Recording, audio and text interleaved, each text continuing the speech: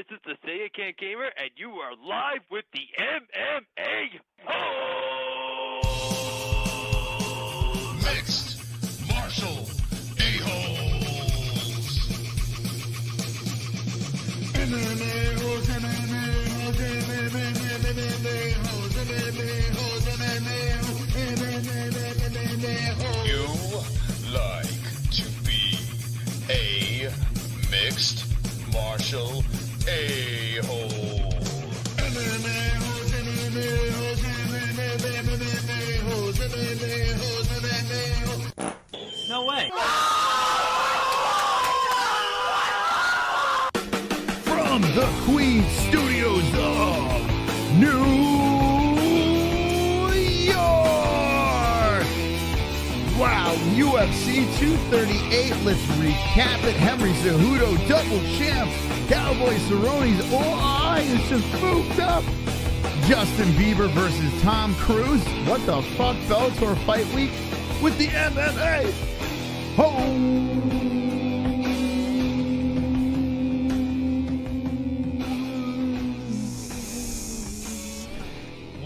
Yeah, wonderful, wonderful. Jesse, how are you tonight? Wonderful, wonderful. Wonderful, wonderful. My voice is all fooked up tonight. It's all phlegmy and just allergies and just deal with it. But you're wonderful, wonderful? I am wonderful, wonderful. How are you? Thankfully, your voice is like velvet. Mine's like shit. It's like hot trash. Wonderful, wonderful. That's okay. We have a lot of things to get to tonight. It is the MMA Holes Hour, and UFC 238 was just insane. Absolutely insane over here. Double champs. Jessica I died. Donald Cerrone's eyeball swelled so far shut that you couldn't, the jaws of life couldn't open this thing up, Jesse. Yes. Impossibility. Mm-hmm. What'd you think of that event? The entire card was fantastic. I loved it. I loved every single second of it. Tony versus Cowboy was a little detrimental to me, but overall, I think this was an incredible card. It was fantastical, this card. It was amazing, this card. And there are some interesting stories to get to. This dysfunctionalness of Justin Bieber calling out Tom Cruise and Conor McGregor with Mark Wahlberg. We'll touch on that.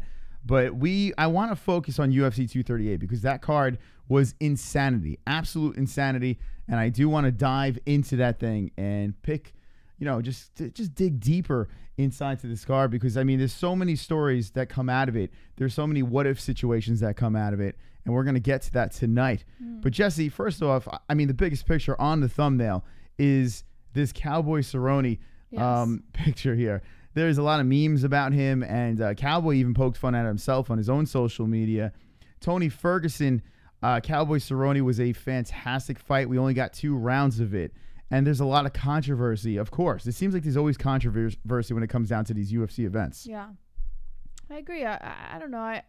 I don't really know where the controversy lies. I saw a couple of people leaving comments after the fights last night saying, what kind of fight were you guys watching? Tony was dominating. And we went back and watched that fight last night. And I got to say, I'll give Tony that second round, but Cowboy landed way more in that first round.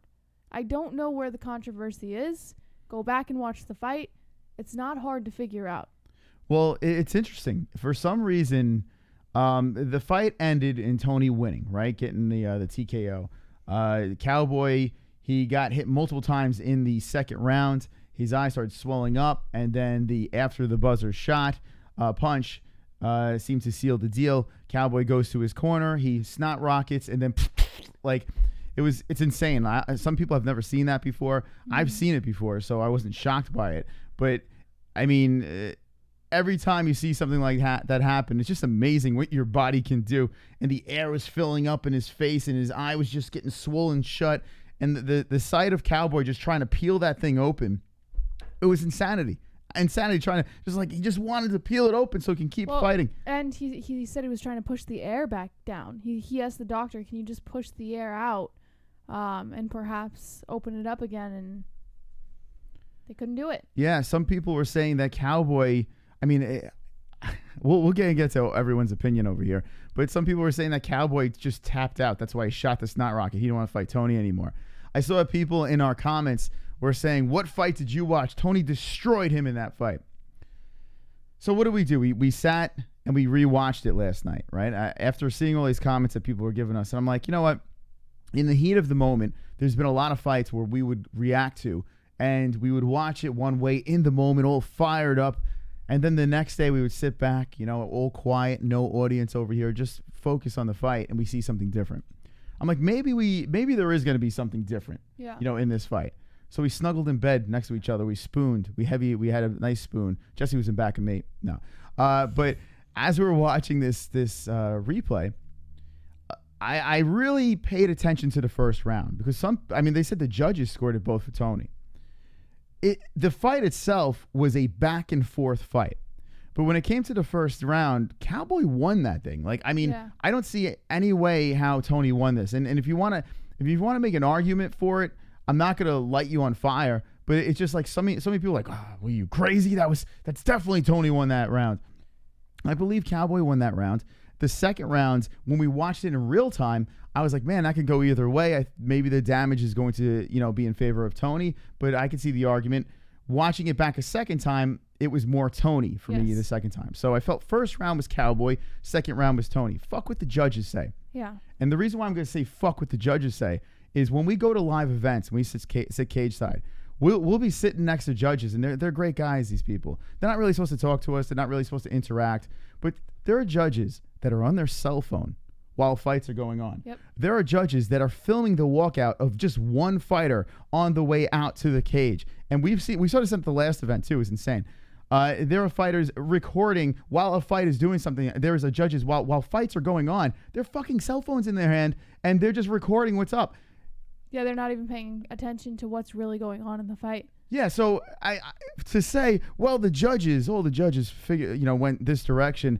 I don't buy into the fucking judges, and it sucks because it comes down to them. But they're human beings, and they're sitting in different corners, and they're missing a lot.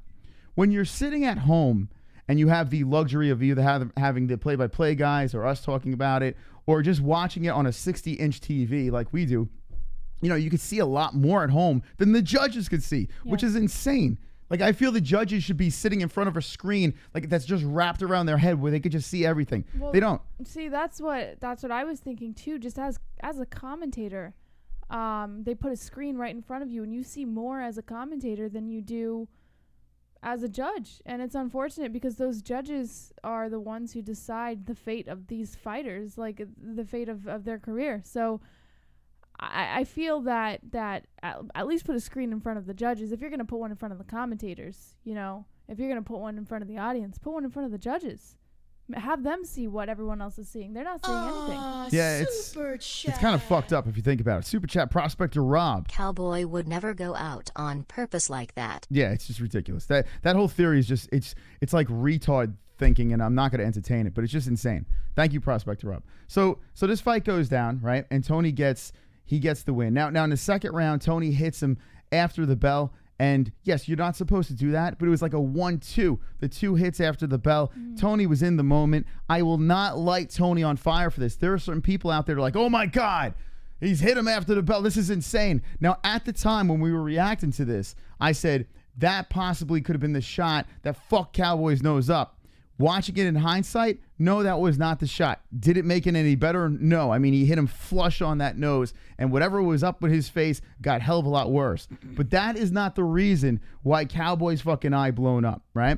His nose was fucked up earlier in that second round. Tony was working him. Elbows, fucking just the jabs that was slipping through super fast. Tony seemed like that first round kind of shook it off a little bit, that long layoff. Comes into the second round, and we saw vintage El Cucuy. Looked very good. If that fight went into a third round, yes, you can assume that Tony Ferguson would just destroy Cowboy. But the key word in that sentence is assume. You can assume. A lot of people were like, oh my God, Tony was killing him. Tony should get the win because they're assuming that Tony Ferguson would have killed him in the third round. We've seen fights where fighters got mutilated in the second and somehow come back with a submission in the third or something crazy in the third. You can't assume and say, okay, just give Tony the win. Tony wins by TKO. I feel this should have been a no contest.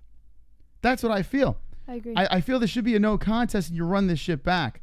At the time when we watched it, we're thinking, oh, this is definitely going to be run back. Now that I'm sitting and it's simmering in my head, I don't think they're going to run it back, Jess. What do you think? I think they might. I think it's possible. Listen, I agree that it should have been a no contest. I don't know if that should have been in favor of Tony as a TKO. It just doesn't really make sense to me because, like I said, watching it back, that was a split fight. Going into the third round, it was 1-1. There's no doubt about it. But I think that it will happen again because, you know what? I wonder if you're right. I wonder if because they gave Tony the TKO so that they wouldn't have to run it back. No, that's. I mean, they gave him the TKO because it wasn't a deliberate. You know, the late hit didn't cause the situation, but it didn't help it. Is what I'm saying here. So that late hit after the bell, it wasn't intentional. It didn't cause it, but didn't help it. And I feel maybe the rules are just thrown out of the way. I mean, they went to the side, the judges, and they were like, "This is what's going to happen. It's going to be a finish by Tony Ferguson." And I feel in a situation like that, if that is the rules, something needs to be looked at here. You know, Tony didn't do it deliberately. Donation. Luke Thomas. I have zero MMA experience, but I know for a fact Donald quit. Donald knows you don't blow that nose. Tony with his shades and blades fuck cow skirt up badly. A no contest? Casuals. Donald's face was fucked up. No rematch needed. T-Ferg title shot. Well, here's the thing. And when it comes to the rematch, at the time, watching it in real time, I was like, oh, they got to run this back. And I kind of hope they do run it back. They're not going to. They're not going to. Well, I just want to point out, I noticed as Moss and Jesse, you were both on the punch after the bell caused the damage. Now you're off the wagon. Because we watched it again, you fucking idiot. Like, no, okay. Wait, go ahead. Well, calm down. Was he deaf? Maybe he wasn't here when maybe he just jumped in. Well, tough shit. If you just jumped in, we did rewatch that fight last night after the show was over and everything. We rewatched it and caught things that we didn't catch during the live fight. Yeah, I guess he came late to the party. Vlad. Although in my opinion it looked like Tony was clearly taking over in round 2. You may be right though. We don't know. Look at Triple C. He clearly got beat up the first round, changed his game up and turned the fight around. The people that are saying that, oh my God, if that went into that third, he deserves the win because if it went to the third, Tony would have fucked him up. What do you have, a fucking time machine? What do you have, a crystal ball? Like, it's insane. You can't just assume that someone's going to win a fight. You can't. I mean, it's asinine. And we got lit up because of when you watch a fight live, right? When you're in the moment, I agree with the people that are saying that, sometimes you get it wrong, right? And sometimes the announcers get it wrong. Here's the thing. We are watching it on the 60-inch TV. We are like focused on the fight. We have who we want to win, of course, and we're just fans, right? So in the moment, in the zone, we can see something a certain way, and then when you watch it back, it can be totally different. So that's why I gave the benefit of the doubt. I did watch it back. There were fights, UFC, with the rematch of McGregor and Diaz. I bring this up all the time. In real time, I thought Diaz won that fight. I'm a McGregor fan. I thought Diaz won that fight in real time. And then when I watched it back, I was like, yeah, no, McGregor won that fight. Whoever you think won, it's irrelevant. What we see in real time is different than when you watch it back sometimes. So I will always give that the benefit of the doubt. But the people that are just so hard on one side, so hard and like, oh my God, you're crazy. Tony won both rounds. Blah, blah, blah, blah, blah, blah, blah, blah. You are just so sucking cock. It's ridiculous. Hard. Loads in the mouth. Anthony Pettis. Damn. I wish they let me get off the stool against Tony. I would have fucked him up. There's Anthony Pettis chiming in. Yeah, he would definitely. Well, that might have been a little bit of a different situation. They got it right stopping the fight, right? They got it right stopping the fight. And I wish we would see a rematch, but we're not. And what I'm thinking here is, what do you want to see? You want to see Kukui, you want to see Khabib, or the winner, Khabib versus Poirier. But you're going to assume Khabib's going to win, right? But you want Khabib to fight the winner. What is he going to do? Is he going to sit around for that fight? Is that what Tony Ferguson's going to do? What do you think, Jess? So I have an article about Tony and who he thinks should be next. So I kind of don't want to give my opinion because it's biased since I read that today. So I'm just gonna settle with I think Tony has an idea of where he wants to go. There's only one fight. Super chat, Life and Logic. Thank you guys. Patreon made my night. I should have known sooner. Yeah. Can't wait for UFC 239. There you go. Wonderful. Thank you, Life and Logic, and welcome to our patrons. I appreciate it. You're wonderful, wonderful. So I wanted to mention, I keep seeing Kainoto, like his comments keep standing out to me. He was saying earlier how Tony Ferguson was angry that that fight had ended and that it was stopped and everything, while Cowboy was all smiles and everything. And that was enough to show that Cowboy wanted the fight to stop and that he did it on purpose and stuff. I disagree. I think that the reason Cowboy was all smiles was because he was embarrassed. He did something he knew better. He knew not to do it, and he did it, and he was embarrassed. And I'm sure that in front of a bunch of other fighters, they probably, he knows are going to crucify him for what he did. And I think that the reason he was all smiles was not because he wanted the fight stopped.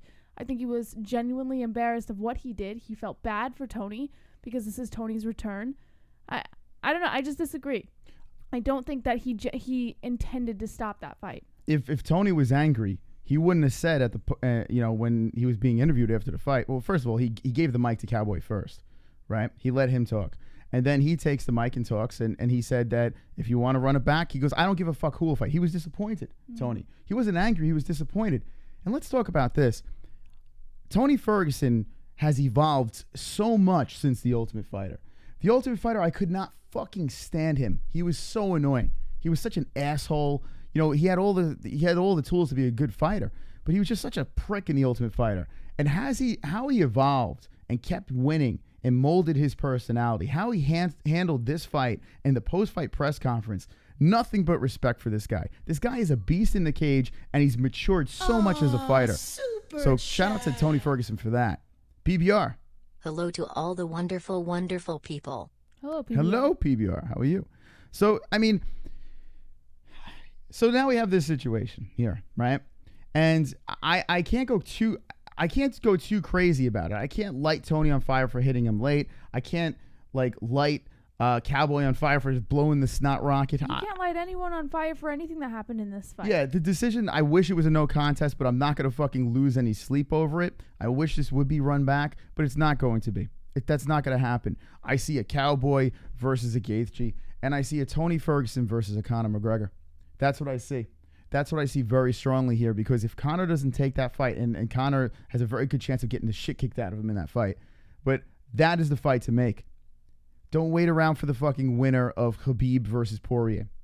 Let those two fight. Let Tony fight Conor for that shot. Tony don't give a fuck anymore. He won the interim belt. He did what he had to do. He's a champ in his own mind, right? Tony wants that legacy. Get paid. Fight Conor. And then the winner of that fights the winner of Poirier versus Khabib. That is my opinion. Jess, what do you think? Like I said, I have a biased opinion. When we get to the news, I'll tell you. You want to get right to that story then? Yeah, if you want to. All right, let's go into that story. There's a lot of stuff I want to talk about. The whole UFC 238 card was fantastic. We weren't on board with the UFC 238 card until they dropped Tony and Cowboy on it, and then look what happens. We only get 2 rounds of it, but there's so much to talk about, and it was a great fight leading up to it. Those two just left it all in the cage, so nothing but respect for both of those fighters. Before we get into the story, let's see what's up in this chat. T-Brit says, that's crazy, no contest because Cowboy blew his nose. Nevermind says, Conor's mom might be his cousin. You can't stop the Siberian Express. Oh my God. It's Vox. Karen Bryan is a hooker. Karen Bryan is a slut. Karen Bryan is a nasty whore. Karen Bryant is a filthy short bus slut. Karen Bryant blows Stephen A. Smith. Karen Bryant is a whore. Karen Bryant rides random D-Raw. Karen Bryant sucked of Triple C. Thank you, Vox. Of information on Karen You know, Bryant. and it's all true. It's all true. Thank you, Vox. I appreciate it. Very generous. Chat room. Keek says, so glad Moss and JBH have such centered logic instead of letting the trolls' stupidity sway their opinions. This is what happens when the trolling comes in or people are completely one-sided. It makes us go back and watch.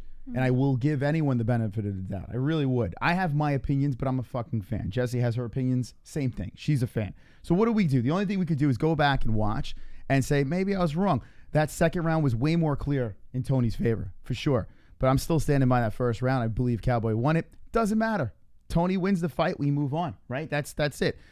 I don't think there's any big controversy here. It sucks the way everything unfolded. I would have liked to seen it another way, but I don't care. I really don't. We got to see a good fight. Maybe we'll see him run it back, but I don't think that's the case. I feel like if there's one thing I've learned, it's that if you're going to argue a fight, whether the way that you saw a fight, if you're going to argue that, always go back and watch it a second time. If you don't go back and sit there for a second time and reevaluate that fight carefully, then it's really difficult to argue, because it's like you said, in the heat of the moment, watching a fight, you could see things that didn't really happen. I want to just repeat what Duke Chronic said, and thank you to the people dealing with my voice. I fucking lost it. It's all fucked up right now, allergies and shit like that. So you're gonna have to deal with my. It sounds like I'm hitting. I don't know. It sounds like I'm like a pubescent girl, or I'm like one of those girls after a long night of drinking. Like, I can't talk. I was just sucking cock and drinking so much. Sorry about that. But Duke Chronic says, watch the fights with Rogan off. Man, okay. I'm gonna talk about this, and then we're gonna drop the 50 likes here. Thank you for the likes so much. We don't listen to Rogan, right? We don't listen to DC, Dominic Cruz, any of that stuff. Last time we watched the replay, we had the pleasure of listening to them. And Jesus fucking Christ, do yourself a favor and turn that off. Turn it off. Either you could watch it with Knucklehead us. We're just fans. We're not trying to push our opinion. We have our point of view. These guys have producers in their ear. They have their own opinions. And holy shit, there were things that they were saying that I was just like, well, they are guiding your fucking opinion. Like Rogan they literally guide your opinion.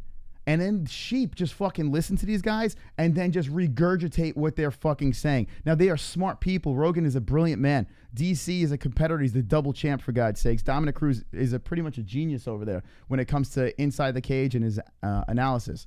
But listening to these guys' opinion in the heat of the moment, I wanted to fucking vomit.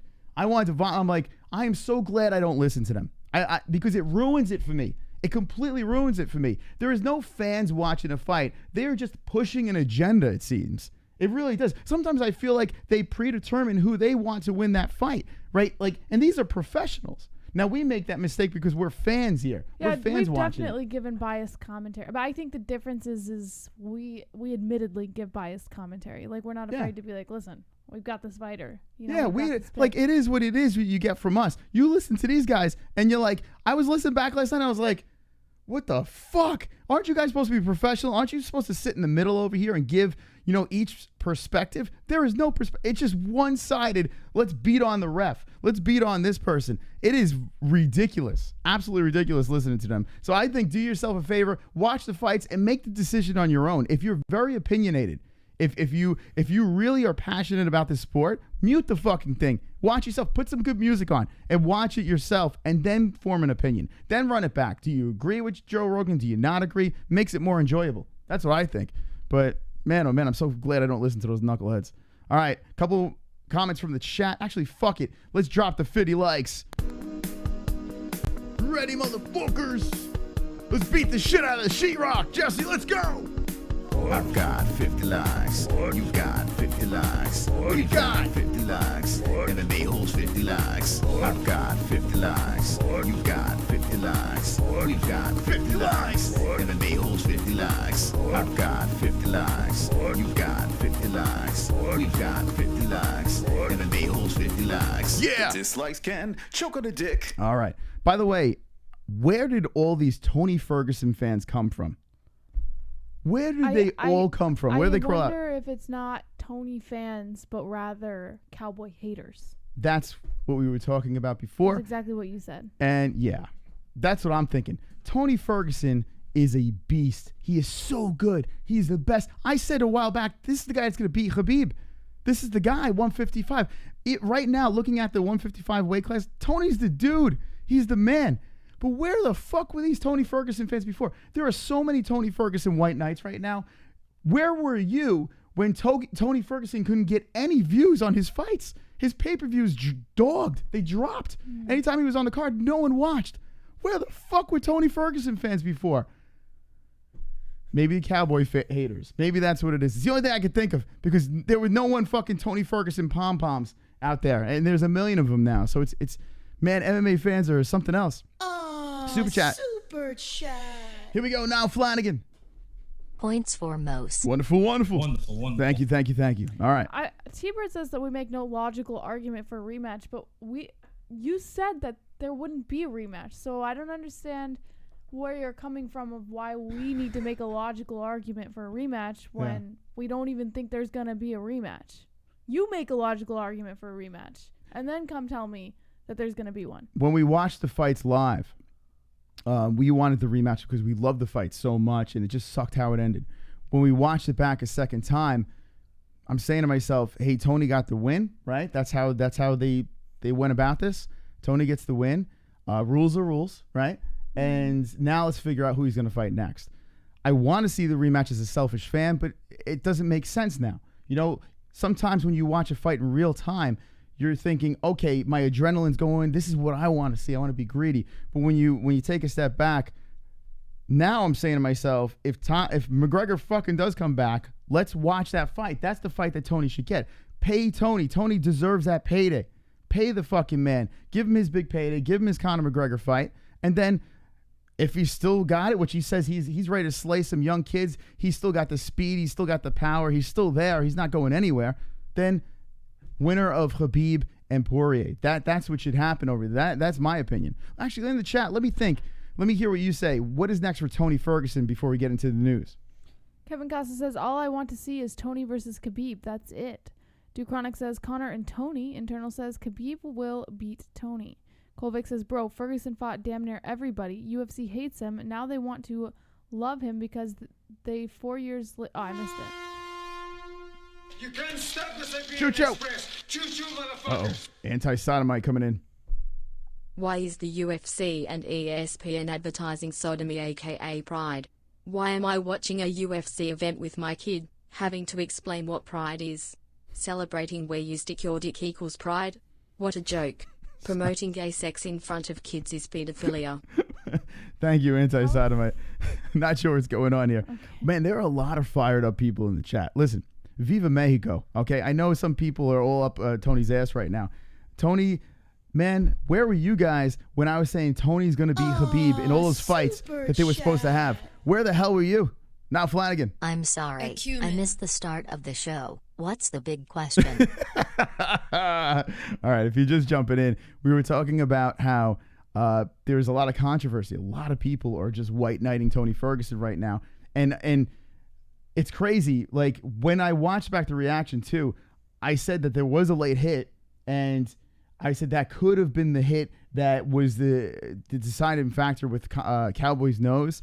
But I said I couldn't blame Tony for it. And then watching it back, I agree with myself. I couldn't blame Tony for that late hit. It happens. It's part of the game, you know. And watching it back, it just confirmed that wasn't the blow that fucked up Cowboy's face. There, it was a plethora of shots land to his face, elbows, and Tony looked great. He looked really good. But this is coming from the person that hated Tony Ferguson in The Ultimate Fighter, and then has said repeatedly that he is the best fighter in 155. I said repeatedly that he's going to beat Khabib, and every time that fight was supposed to be matched up, it just never happened. You know, it kept on falling apart. Every time I watch a Tony Ferguson fight, the ratings are like shit, complete horse shit. Tony Ferguson fans are non-existent. They're here. So welcome to the Tony Ferguson era. Welcome to the Kukui era. All right, let's get to the news. Goddamn, I can't believe we got to talk about Justin Bieber versus Tom Cruise. Ugh.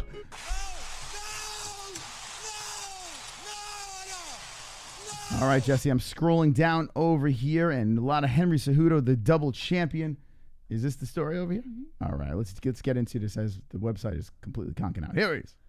According to MMA Fighting, Tony Ferguson says Khabib Nurmagomedov needs an ass whooping and is open to a Conor McGregor fight. With 12 straight wins on his resume, Tony Ferguson feels it's about time he gets to call some shots in his career. The former interim champion put on another showcase on Saturday night as he battered Donald Cowboy Cerrone for the better part of 10 minutes before earning a second-round TKO when the doctors wouldn't allow the former title contender to continue after his right eye swelled shut from all the damage he was taking. It was later revealed that Cerrone suffered a broken orbital bone, and while Ferguson was critical of the ending immediately after the fight was over, he was ultimately satisfied with his performance in victory.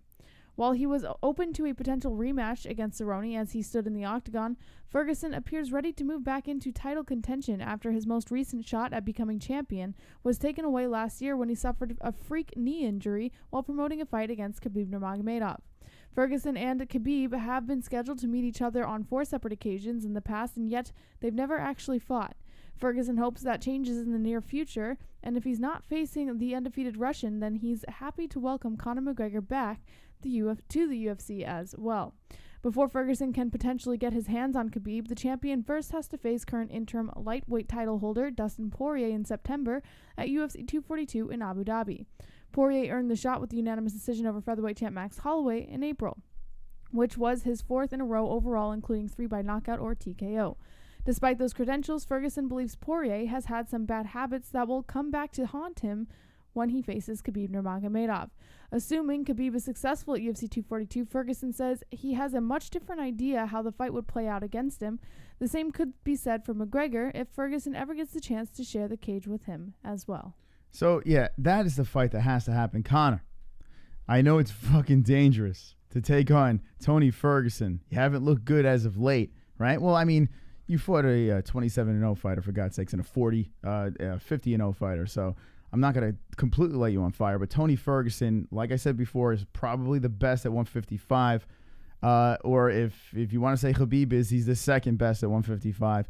You got a tough task ahead of you. Prove yourself, McGregor. This is what I'm going to say. This is the challenge. Get back into that cage if you are serious about competing within the mixed martial arts rules. Get in the cage and fight El Cucuy. That is the fight to make.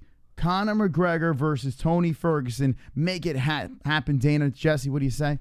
I agree. I think that would be an excellent fight to make. All right. And a fight I think that a lot of people would enjoy watching.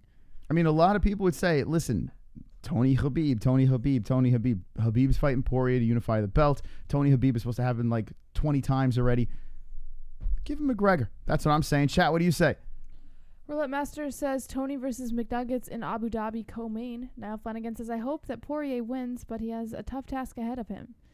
Jessica G says, no, Conor versus Cowboy, Khabib versus Tony. Troy's Heart says, Schmo SS, bring your Irish drunk on. He won't fight him, so shut the fuck up. Black Wizard says, Conor versus Tony, shaking my head, LOL. Val says, yes, Jess. Flat Earth Deacon says, Conor, don't deserve it. NH says, at least Cowboy was not afraid to fight Tony. Conor is, LOL. Alex Jones says, McGregor versus Ferguson, so he gets paid. Sean Hart, I see Conor versus Quinta for some reason. Kainoda74 says, Jessica G is spot on. Now, let me, a lot of people are saying, it's crazy. It baffles the hell out of me. So a lot of people are saying, like, for instance, Conor doesn't not deserve a Tony fight. What has Conor done for anyone lately? Who gives a fuck? Where does he sit at 155? Here's the thing. The guy was the champion, right? Whether you like it or not, he beat Eddie Alvarez, right? He got the belt over there. Then he fights Floyd Mayweather. He comes back and fights a 27-0 Khabib. He went in there psychopathically, drunk and coked up, fighting Khabib. The guy's a fucking lunatic. He lost to an undefeated fighter super high on the pound-for-pound list. If you guys are going to knock him for that, you're delusional. Now, Tony Ferguson did fantastic against Cowboy. He came back and in the second round looked great against Cowboy, right? This is the fight to make. Tony versus Khabib has been, what was it, 5 times this thing was supposed to be made and it never happened? Do you think the UFC is going to take that chance again? Like, they need a lot of stars to line up for that. These great athletes begging for a big payday. Yeah, well, it does suck, right? MMA fighters should get paid a hell of a lot more. They really should. But, I mean, of course we want to see Tony Ferguson versus Khabib. It was supposed to happen 5 times. Was it 5 or 4? How many times? I've lost count. 4? 4. All right, 4 times. It was supposed to happen 4 times. 4 fucking times cards were destroyed because they couldn't line that up. And then everyone's like, oh my God, I want to see Khabib versus Tony. I want Khabib versus Tony. Yeah, we all want to see that. But 4 fucking times it was supposed to happen. 4 times. And one of the times, Tony had sunglasses on and tripped over a cable. Tony versus Conor is the fight to make. Khabib already has a dance partner. Do you want Tony to be shelved and just sit there and wait for that to unplay? What about this? Let me say this. What if Khabib beats Poirier, right? And then GSP comes into the picture.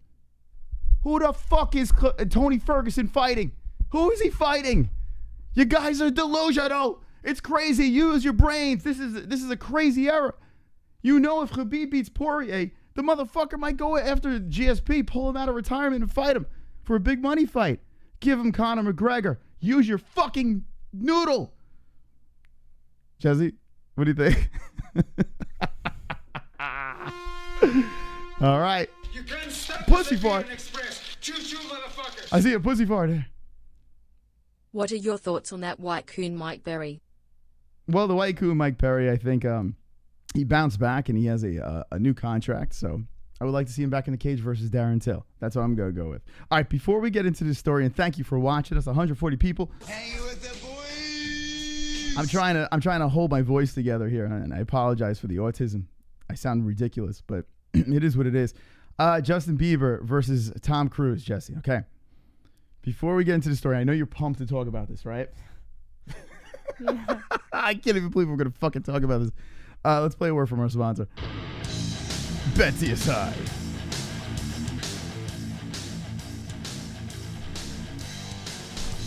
Just because you're not in Vegas doesn't mean you can't bet on MMA and UFC. BetDSI offers online wagering and has been paying winners for 20 years. Use the link in the description with promo code MMAHOLE and get up to 100% bonus match as well as $25 as a welcome bonus today. BetDSI also offers betting options for everything including NFL, NCAA football, NBA, NHL, UFC, and all their major sports, politics, reality TV, esports, virtually everything.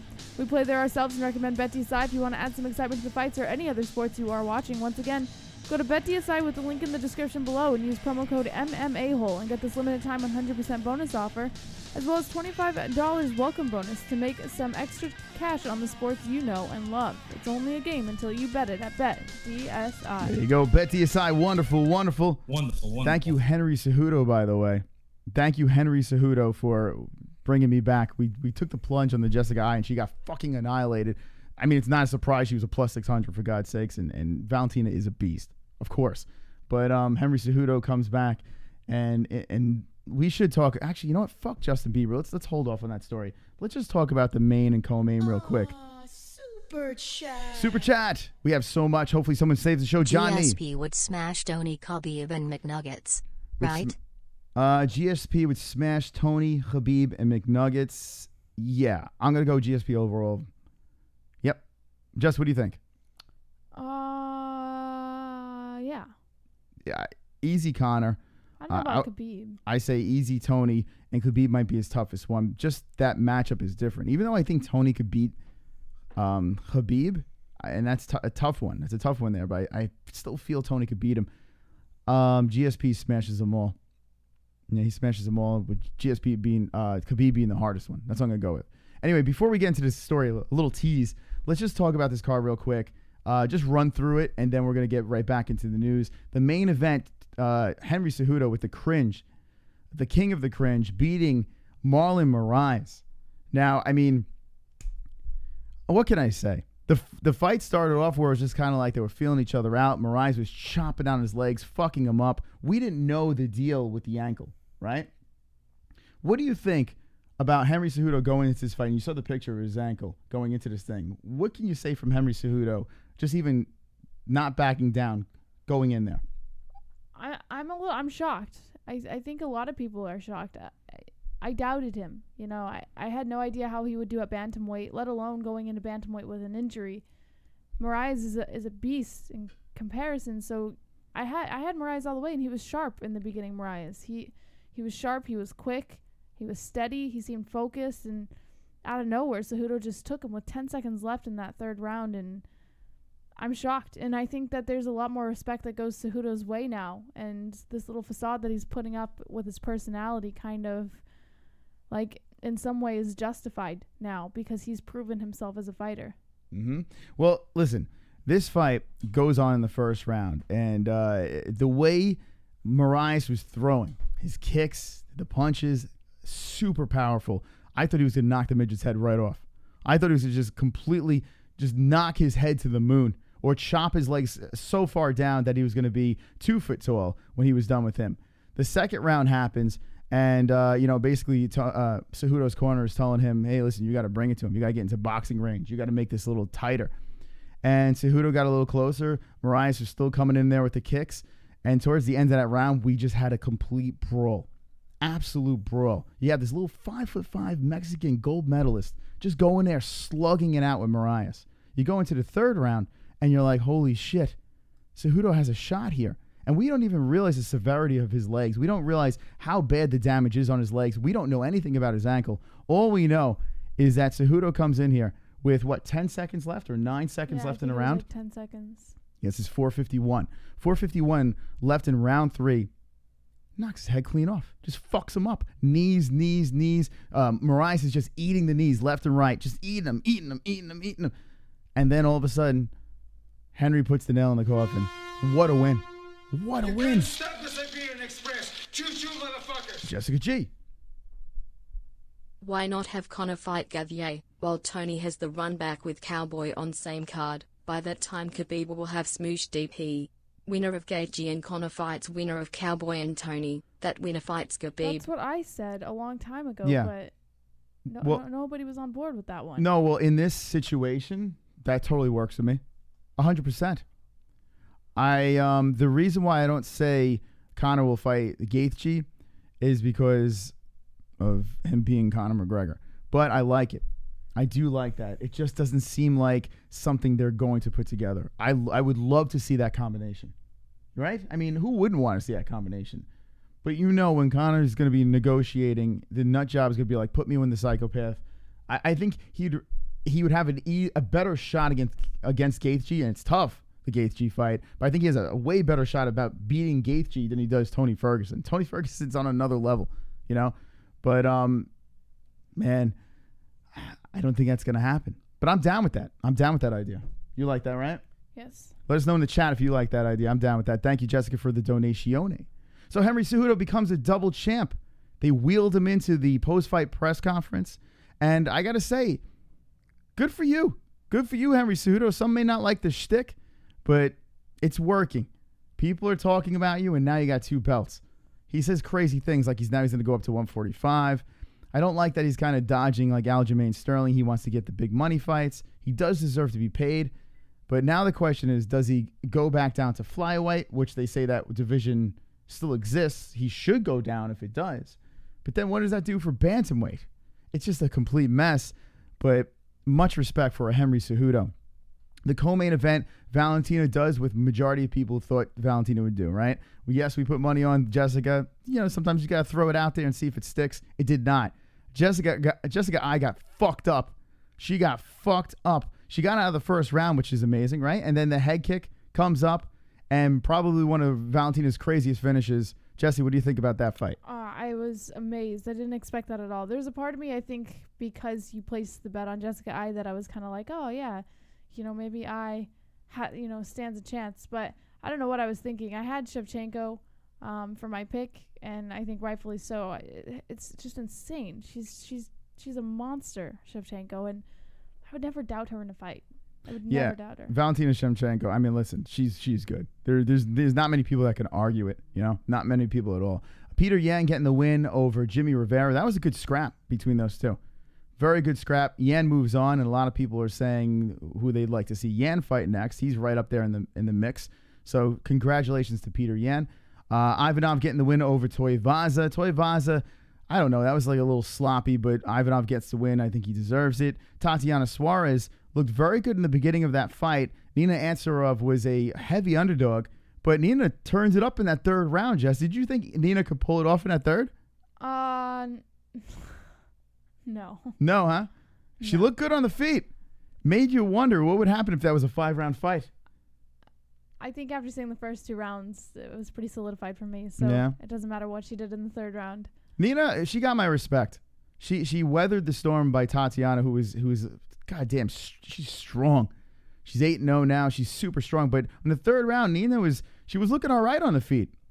But she lost, so fuck her. Aljamain Sterling versus Pedro Munhoz. Dana White said that Aljamain Sterling, if he fought like this his whole career, this guy would be a superstar, right? He'd be one of the biggest names out there. Now he's 17-3-0, and what a performance. Well, funny you say that. I actually have an article. Peter Yan is not very impressed with Aljamain Sterling's performance against Munhoz that night. It's smart by Peter Yan to do that because, honestly, that's probably going to be the next fight, and it sucks. I want Aljo to get that title shot. Actually, you know what? If the title shot doesn't happen, Aljo versus Moraes should be run back. Fuck Peter Yan. That should be run back, in my opinion. I agree. Yeah. I don't think that Aljo was given the opportunity in that fight. Yeah, run back Moraes. That's what I would say. But Aljo, congratulations. He's all over the place lobbying for a big fight, and I think he deserves it. Alexa Grasso surprised the fuck out of me over Karolina Kowalkiewicz. What a performance. Life and logic. Who would be dumb enough to bet on Jessica Plus 600, man. Don't worry. Henry Cejudo, thank you very much. You saved us. We still won money. But thank you, Life and Logic. You're wonderful, wonderful. Wonderful. All right. So, yeah, Alexa Grasso. What about this performance, Jesse? I mean, dominated. Honestly, it doesn't even surprise me. Really? After her, and we talked about this a little bit during her fight, after her KO by Jessica Andrade, she was never the same. Mm-hmm. She's never been the same. Like, I know she was on a little run, and everyone thought she was, like, the next best thing, but then she fought Joanna Jędrzejczyk, and she did awful, and Alexa Grasso, of all people, I mean, it's just insane to me. So I expected it, and I honestly don't see her in the UFC for very much longer. Who, Alexa Grasso or Kowalkiewicz? Oh, yeah. Well, yeah, I mean, she's not getting any younger. She's 33 years old, but she's been taking a bunch of L's here, and she looked terrible in this fight. So, but credit to Alexa Grasso. She's young, and she really put on a performance. So, good for her, man. Qatar, this Qatar kid over here from CES destroyed Lamas. Absolutely destroyed him. And someone to look out for, Jesse, in the featherweight division. 145. He's what? 5'11", long, lanky 145er here. I think he's going to be a player. He's 19-3-0. He's a crazy fighter. Keep your eyeballs on Qatar. He's going to make some noise. He really is. And then you go through the rest of this shit, and I mean, nothing really stands out. Chukugian, good for her, getting the win over Calderwood. I think that was a big win. Weird spot on the card, but Chukagian gets the win. All right, Jesse, let's get to the meat and potatoes. You know, everyone wants to talk about the Biebs, right? That's all everyone wants to talk about is the Biebs. Now, we have a lot to get to. We have a lot of stories to get to. So hopefully someone saves the show with 5 minutes left. Donation comes in. Whatever that donation is, we go that much longer. So someone hopefully save that show. Let's go into this story. But before we get to the story, we have to play a word from one of our other sponsors, Jesse. A relaxing sponsor. Timeless CBD. Timeless CBD sees a gap in the industry between quality and affordability. This is a CBD company that strives to make top-notch products at prices people can afford. All of Timeless CBD's products are carefully handmade at their facility. Each and every batch is third-party tested. Visit Timeless CBD with the link in the description and get your hands on only the best CBD products such as full-spectrum oils, gummies, pain salves, freezes, BCAAs, and more. Use promo code MMAHOLE for up to 20% off of your entire order. We use Timeless CBD on a daily, and we haven't felt this good in years. We recommend Timeless CBD to anyone seeking treatment for numerous conditions. Once again, visit Timeless CBD with the link in the description using promo code MMAHOLE and get up to 20% off of your entire purchase. There you go. Timeless CBD. Wonderful, wonderful. Super chat. Cejudo's R hand is a rocket. If you could nut shot. Cejudo's got bombs in his little hands over there. I don't know about the nut shot, but thank you, Greg Arias, for the donation. He looked good at 135. It's so weird, 5'5". It looked like something from The Wizard of Oz, you know? Watching him just bounce around the cage and with a bad ankle. I got a lot of respect for Henry Cejudo. As cringy as you want to call him, I mean, he impressed me a lot. Last 2 fights, very impressive. So good for him. Good for him getting the win. All right, let's do this, kids. The big story over here. Jesse. Oh, God, help me, please. According to the Bleacher Report, Conor McGregor offers to promote a possible Justin Bieber versus Tom Cruise fight. Let me know in the chat if you want to see it. Conor McGregor has only fought one UFC bout since 2016, but he's apparently ready to take part in some celebrity fighting. After Justin Bieber inexplicably challenged You can't stop the Siberian Express. Choo-choo, motherfuckers. All right, Vlad coming in. Finally, a subject I'm thoroughly educated in. Justin Bieber. Trained in boxing by Floyd and practices BJJ under Eddie Bravo. He takes the W over Tom Cruise, although I may be biased speaking from a fan's perspective. Look into it. Thank you, Vlad. Wonderful. Oh, God. I concur, but all right, back to the story. Big fan. After Justin Bieber inexplicably challenged actor Tom Cruise to a mixed martial arts match on Twitter on Sunday, Mcgregor responded by saying he would promote the fight. The tweet was originally by Justin Bieber saying, quote, "I want to challenge Tom Cruise to fight in the octagon. Tom, if you don't take this fight, you are scared and you will never live it down. Who is willing to put on the fight?" At Dana White. Conor McGregor then retweeted that tweet with the caption, "If Tom Cruise is man enough to accept this challenge, McGregor Sports and Entertainment will host the bout. Does Cruise have the sprouts to fight like he does in the movies? Stay tuned and find out." Perhaps the even bigger surprise is that he said he wanted to take on Mark Wahlberg in another tweet, stating, "I challenged Mark Wahlberg on the very same card. Back when Mark Wahlberg was Marky Mark, I'd have still slapped the ears off of him and took my UFC shares back. Hashtag shares, hashtag streams, hashtag Dazen, hashtag ESPN. McGregor Sports and Entertainment." Oh, my God. Now, over on the wall, I saw Jessica G drop a post as well of an update to those tweets. Tom Cruise actually responded. I don't know the validity of this. I haven't checked Tom Cruise's Twitter, but this is what she posted. Oh, no, this is fake. This is not Tom Cruise. Oh, not Tom Cruise. Posted, "Justine, I accept your challenge, but you're being glib. You don't know the history of the octagon. I do. I studied it." I mean, I don't know if not Tom Cruise is actually Tom Cruise. I'm going to say no. So it looks to me like he's an impersonator or something like that, but it's hilarious. So there he goes, not Tom Cruise coming in. But the best response was Justin Gaethje. I don't know if hold on, let's see if we can find Justin Gaethje's response. I saw this before we went live. Let's see, Justin Gaethje gets involved in this, and let's see, where is he? I think you go to tweets and replies. Well, it's got to be on here somewhere, no? No, tweets and replies. Fuck. All right, let's see. I should have pulled it up, but I was too busy twiddling my thumbs. He said, "I'll fight both of you at the same time." There it is. I'll fight both of you at the same time responding. So I would like to see Justin Gaethje versus... hold on a second. Hold on. So Logan Paul responded to Justin's tweet saying, "Why you want to fight a 56-year-old? Let's dance." And then Justin said he'll fight both Logan Paul and Justin Bieber at the same time. There you go. Yeah, so a complete clusterfuck. Conor getting involved, Gaethje getting involved. It's just so stupid. But I think Gaethje's, at least his response was a little more tolerable than Conor and Mark Wahlberg. Like, that whole thing is Conor's killing me. He needs to get back into the cage or shut the fuck up. But we did a poll over here on the MMA Holes community section. And, I mean, fascinating. Look at this. 80% out of 738 people voting say Tom Cruise is going to win. And I highly disagree, Jesse. I highly disagree. What do you think? I think the reason why a lot of people are saying that is because they're used to seeing Tom Cruise in the movies.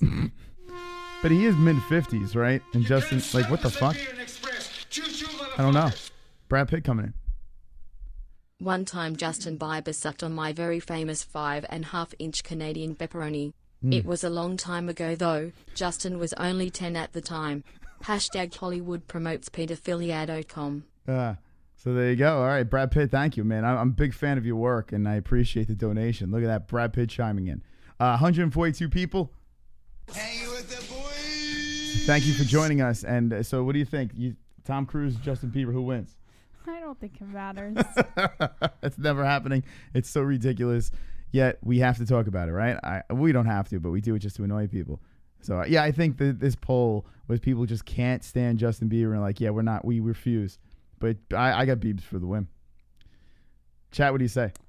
We have 5 minutes left. Chat says, oh, that's what you say. Should we put the clock on? All right, let's do it.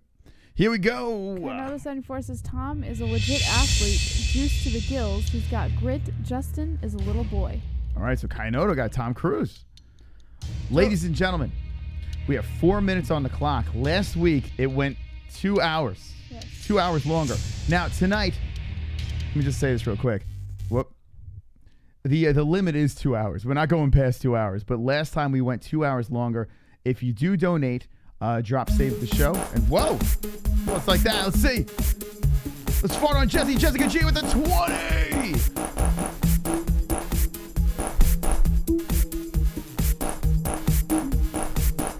Fart. Saving the show.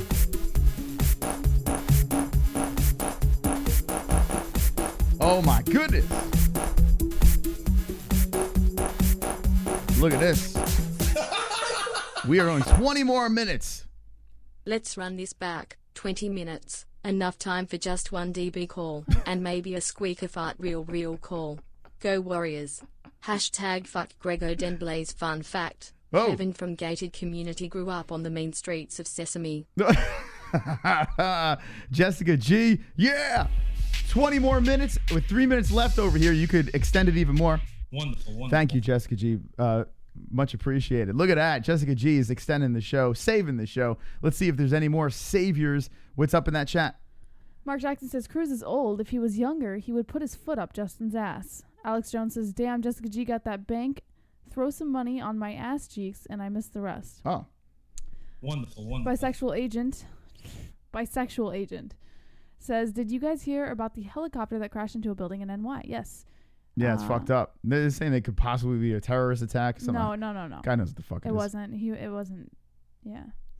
Alex Jones says, if you are against Bieber, you are for Satan. Val says, life and logic. I think that's wonderful. Wonderful. Duke Chronic says, Cruz is little. Micah says, go Raptors. Cop says, repent and believe in the Lord Jesus Christ. Amen. Post Reloaded says, yeah, what was up with that helicopter crash? So, like, they're still investigating it. We had shitty weather today. There was a helicopter that someone saw flying a little erratically, and it wasn't even on the right flight pattern.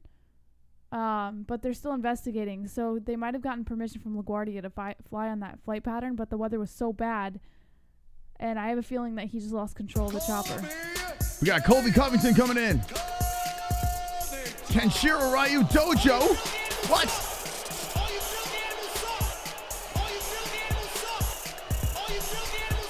We're extending it 25 minutes. Save the show. Moss, never leave me alone in the room with JBH. I will not be able to control myself. She seems like the perfect woman to cook my meals as I slurp them playing video games. Me seek sex with JBH long time Moss. Jesse, what do you think about that?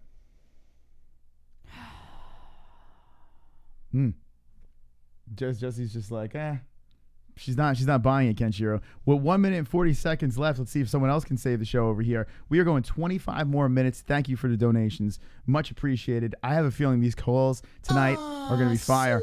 Jeremiah with the 20. Fook the feds. Still OG Blue Mofo. Yeah! Jeremiah with a 2-0 coming in. Wonderful. Wow, Jeremiah, thank you. And everyone, thank you for extending the show. 45 minutes, we're going longer. There we go. We'll be hanging with the boys. Listen, voice or no voice, this is a night for phone calls, and I really do appreciate you guys saving the show. 1 minute left in the clock. Another one climbing the rankings, Jesse. Let's do this. We're going to have a party. We got more news to get to, and the phone calls should be very interesting because I know people are very opinionated on the 21st. Whoa, shit! Michael Anzalone with the 30! What the fuck? Yes!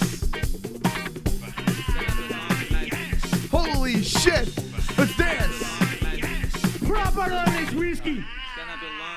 It's gonna be a long night. 12. Wow, with the 30. All right.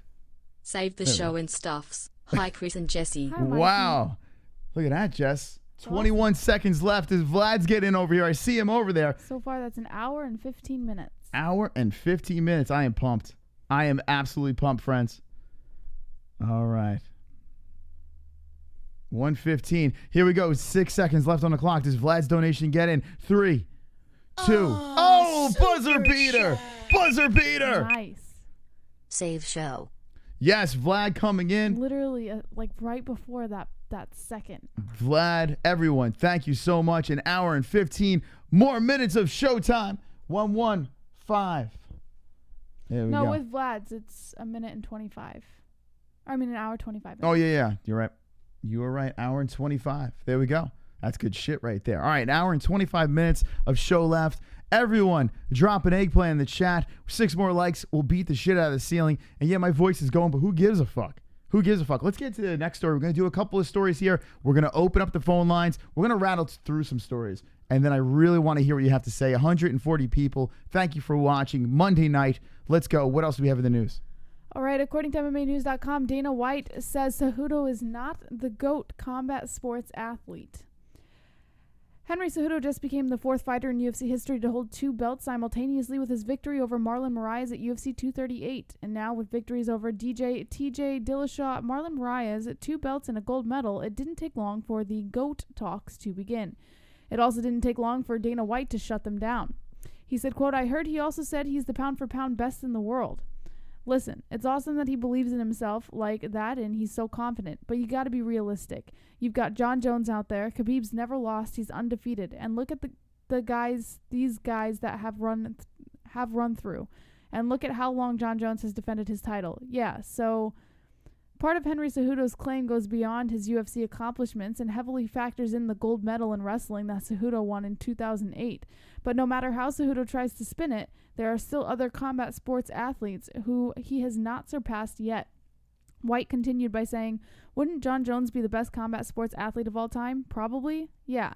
There's so many people out there. How about Amanda Nunes? She beat every big name out there. Khabib, you know how hard it is to go undefeated? And he's in a nasty division too. Sugar Ray Robinson. Yeah, that's a tough one to claim.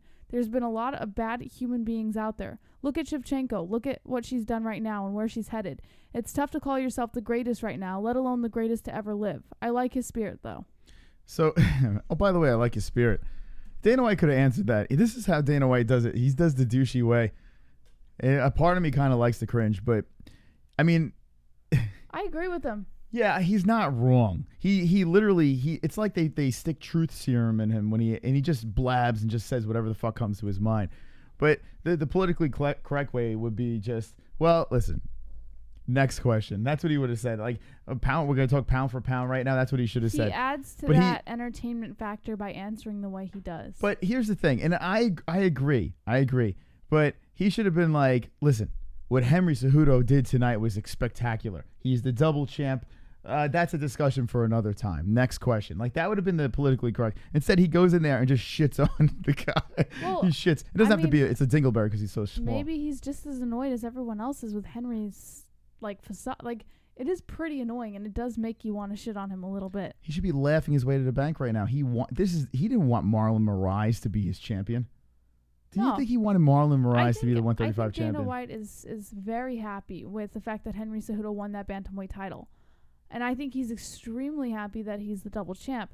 But you got to admit, like, even as an MMA fan, it's a little cringe. Like, what he's doing already is cringy. But it's just worse for him to go around calling himself the GOAT and shit like that. Like, it's bad taste. Like, it just puts a bad taste in your mouth. I agree with how Dana handled it. Honestly, I probably would have handled it the same way. I would have been vicious.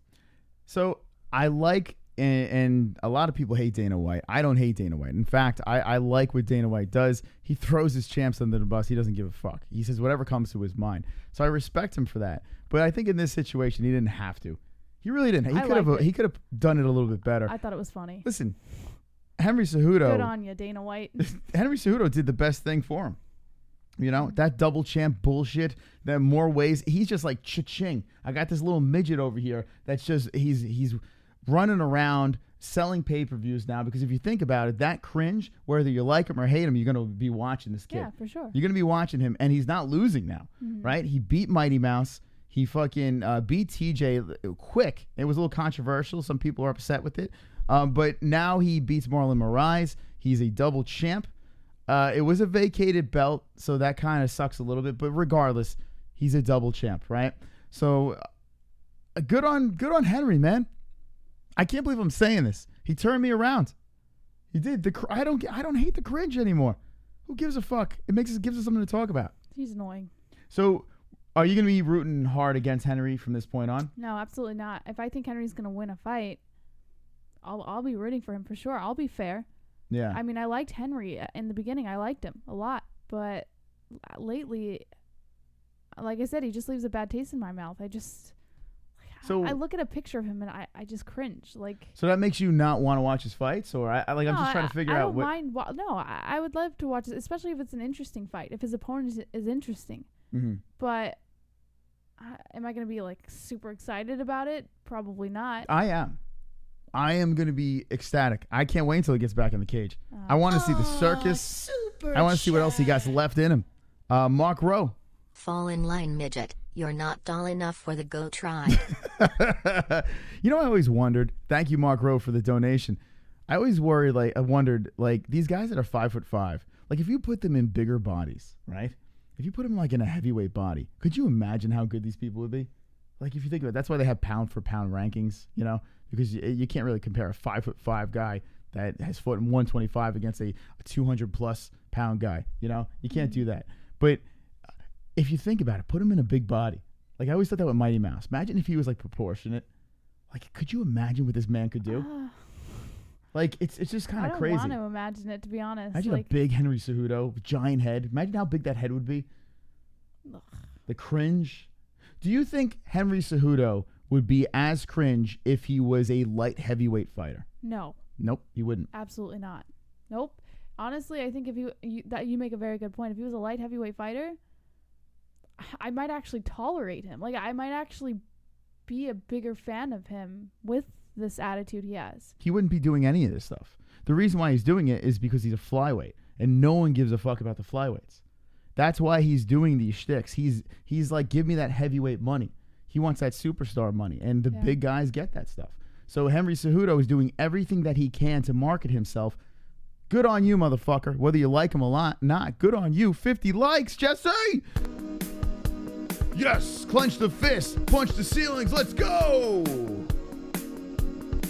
I've got 50 likes. You've got 50 likes. We've got 50 likes. MMA holds 50 likes. I've got 50 likes. You've got 50 likes. We've got 50 likes. MMA holds 50 likes. I've got 50 likes. You've got 50 likes. We've got 50 likes. MMA holds 50 likes. The dislikes can choke on a dick. Keep on liking away if you're having a good, wonderful, wonderful time. Wonderful. All right, here, let's open up the phone lines. It's time. 130 people watching. Thank you for joining us. You ready to hear the people's thoughts?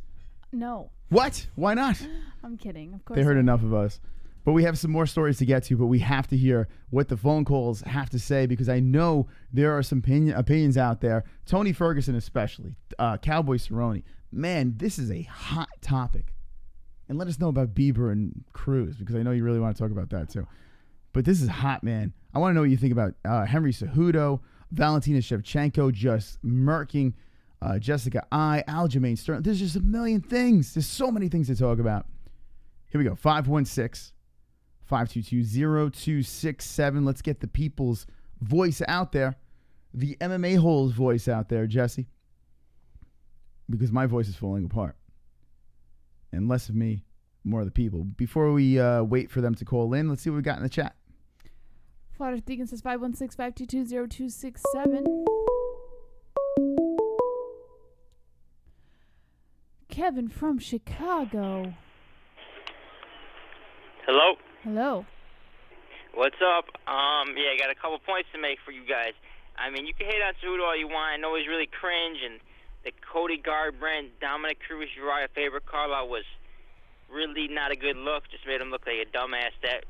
But you can't hate on his accomplishments. Being an Olympic gold medal, that speaks for itself.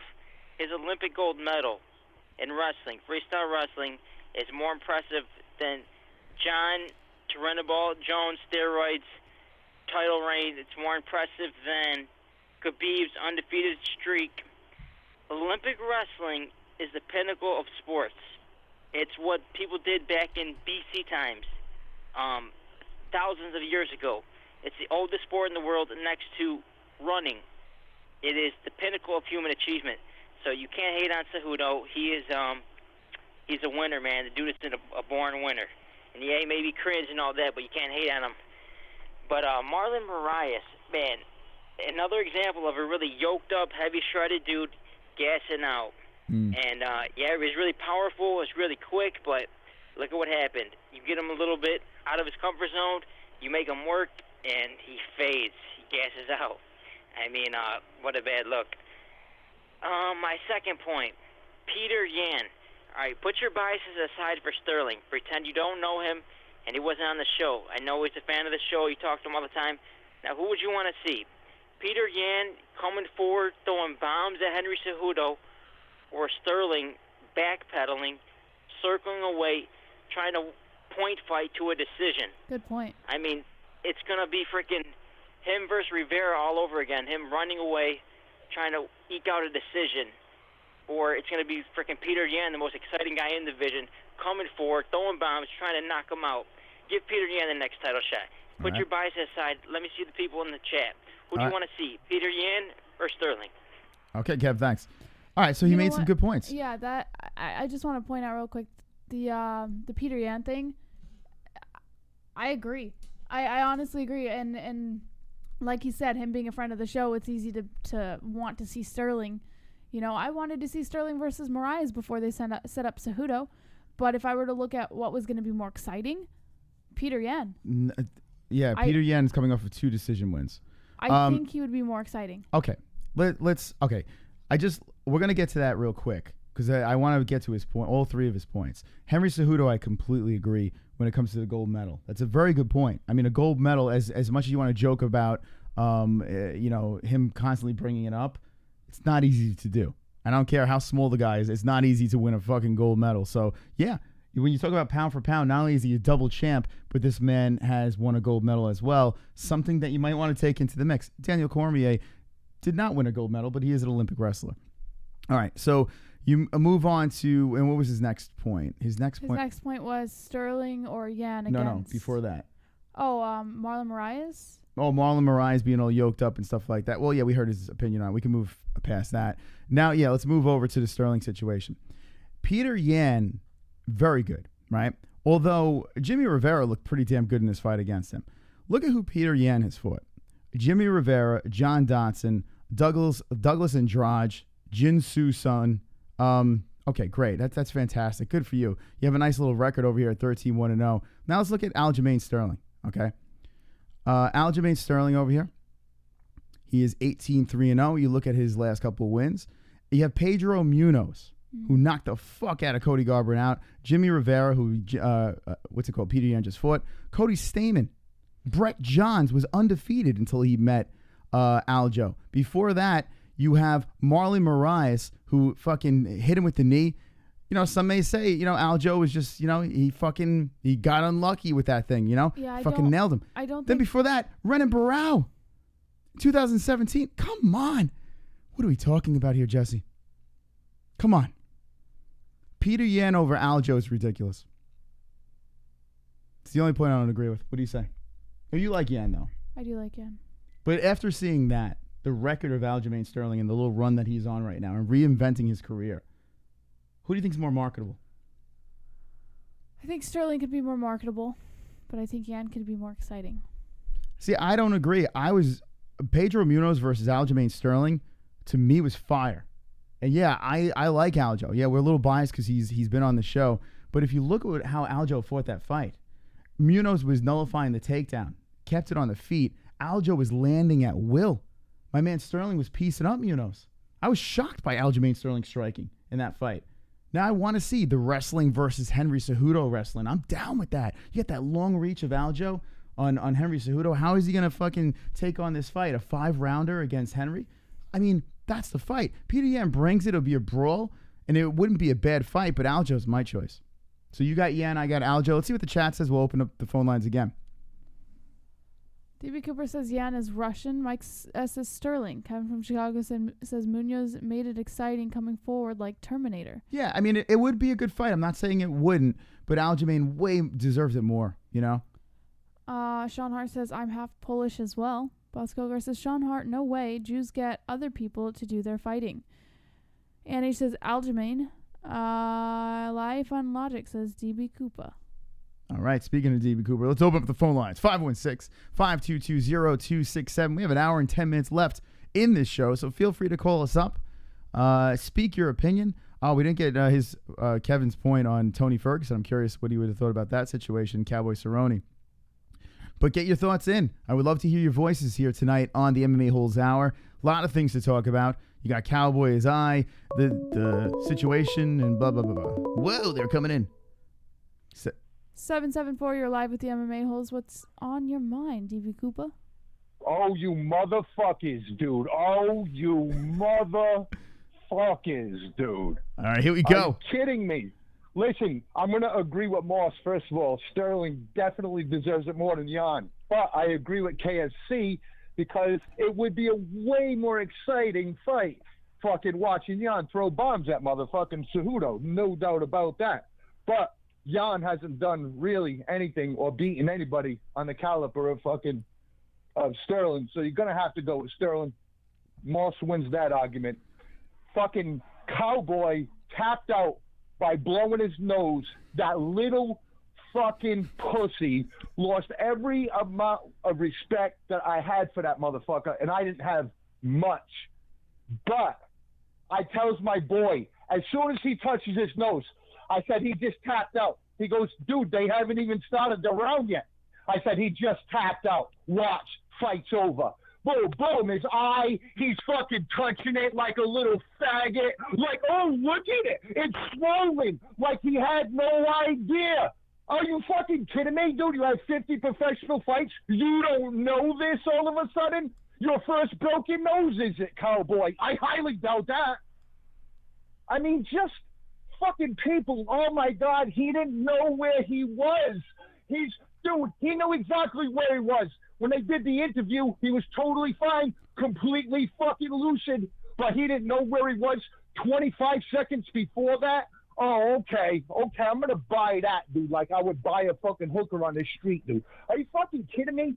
Just, dude, this fight game, and then you saying, where's all Tony's fucking fans? Bro, you know for sure what I wrote before this fight even happened, right? I did not want to see Tony in this fight because I give a fuck about him. That guy's the shit. Probably one of the best fighters I've ever seen in my life, dude. And I've been watching shit since fucking Pancrase. So he's a bad motherfucker, dude. But I really just didn't want to see him take a ton of shots to the face like he normally does. The guy wasn't even bleeding after that fight. That's how badass that motherfucker is, dude. Well, made fucking Cowboy look like a little girl, dude. All right, so now... You know? Now, Tony Ferguson, the first round, he was bleeding, actually. Cowboy hit him. Oh, yeah, but it's like, listen, dude, you've seen that guy. That guy has been covered in blood like it looked like he got cut by a sword or some shit, dude. Mm-hmm. Fucking covered in blood on his chest, his face.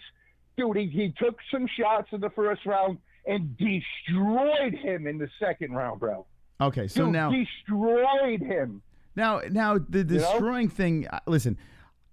When it comes down to damage, yes, I completely agree. And his accuracy, his speed, he looked fantastic. He started getting comfortable in there, and I believe that, you know, being out of the cage for a while, he needed a little warming up to do in that first round over there. And he still looked good in the first round. Yeah, but dude, that guy doesn't do his best work until he gets punched in the face. He's like Forrest Griffin used to be.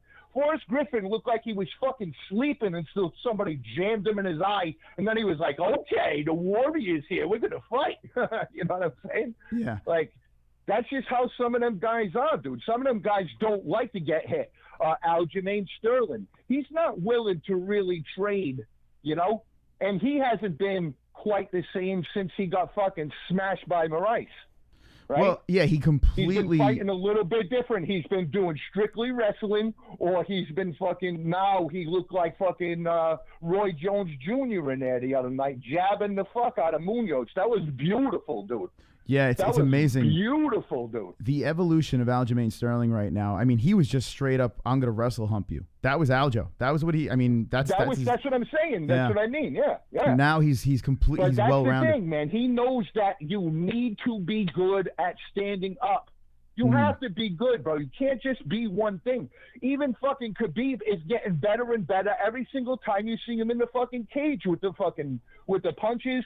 He's hiding them a little bit better, like when he fucking smashed on your little fucking gingerbread bitch boy, fucking Conor, and smashed him to the ground. Nobody in the fucking world seen that coming, bro. No one. You know what I'm saying? Not even fucking Conor, and he was standing right in front of him. He got fucking mauled by that thing, dude. Yeah. Well, everybody needs stand-up. You know what I'm saying? I wrestled my whole life, dude, and did judo and shit. But, dude, I'll tell you what, I learned how to throw hands the first time I got fucking knocked out when I was 16. I was like, okay, that's enough of that. You know? All right, so DB, get back to the Cowboy situation where so you're saying to me, and I'm having a tough time believing this, you're saying to me that Cowboy Cerrone, at the end of that second round, he's like, I'm going to blow a snot rocket so my eyeball swells up. Check it out. Check this out. All right? Yeah. You ever have a broken nose? No, thank God. Okay, well, mine's has been broken twice. Mm-hmm. And one of them was so bad that I still have bone fragments in my fucking nasal cavity on my left side, like above my eye. Mm-hmm. Right? I knew not to blow my nose. I was fucking 17 when that happened, kid. Yeah. All right. I knew that at 17, no professional fights. Cowboy, who was easily probably had his nose broken 10 times, if not more, if you include some fucking, brawls that he had in the gym, right? Now, so this motherfucker's had his nose smashed a bunch of times. He doesn't know how to do that with a black eye. So he doesn't know how to do that? Okay, so you're Dude, trying... I'm not even looking at the chat right now. I'm pacing my house. Okay. You got me crazy on this fucking Cowboy. All right, so fucking TV Cooper's on the phone, on fire. I'm just trying to wrap my head around this. This is a man who has the most wins in the UFC history. This is a man that will take any fight at any time. I get that. Listen, when you take that kind of damage, Moss, right? Yeah. Listen. All right, check it out. I'm gonna take you back. I'll do a little short thing here, okay? Go back, right? When he started getting fucked up by Nate Diaz, who punches like a girl, okay? Let's just put it to the honest thing here, okay? Uh-huh. He punches like a bitch and slaps you open hand like my mom used to do, nigga. Okay. Right? Yeah. Okay? This kid, once he started hitting Cowboy faded like a little girl from the second that fucking Nate slapped his stupid hat off his head on stage. He melted because for the same reason that fucking Conor melted when he fought Nate, because Nate don't give a fuck. You know. All right, hold on. I hear you. I hear you. DB Cooper for president. Life and Logic wants you for president. So how do you feel about that? Did you run? But yeah, dude, he melted, dude, for the same reason why he always melts. When somebody shows that they are not afraid of Cowboy melts. Mm-hmm. He is a great hammer. He's a shitty nail. Now, One of my best attributes is I can get punched in the face, and it only pissed me off. Okay, you get what I'm saying? But here's the thing. Cowboy Cerrone, what he's accomplished in the octagon, and none of us. I get, dude. I get you. I'm not disputing his numbers, bro. But hold on a second. Listen. All right, you said your piece. His losses are all the same. They're all people that punch him in the face and then get punched in the face and don't give a fuck. Yes, when you bring pressure to Cowboy, he doesn't deal well with it. I agree with that.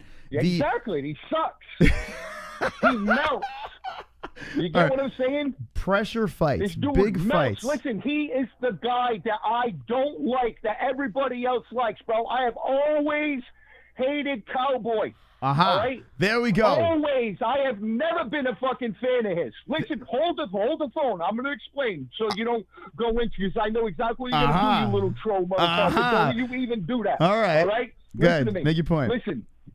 I have always appreciated Cowboy. He is a badass motherfucker. But I have always liked people like Mickey Ward and Gotti. Do you remember when they fought, son? Yes.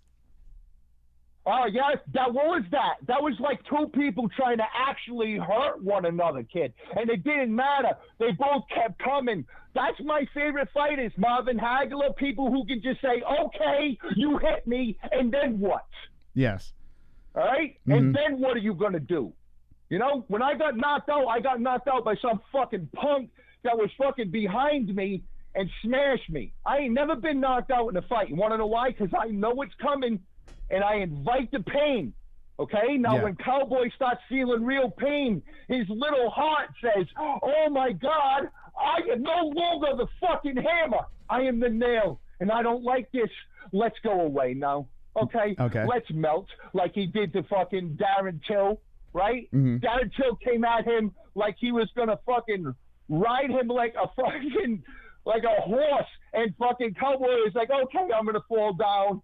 All this, I'm done. Just done. I think the better example would be RDA. I think that would be the better. Darren Till is like That 5 weight dude, classes high. RDA, dude, anytime he has a big fight and Cowboy has to rise to the occasion and really face adversity, bro, he fucking fails like a failure.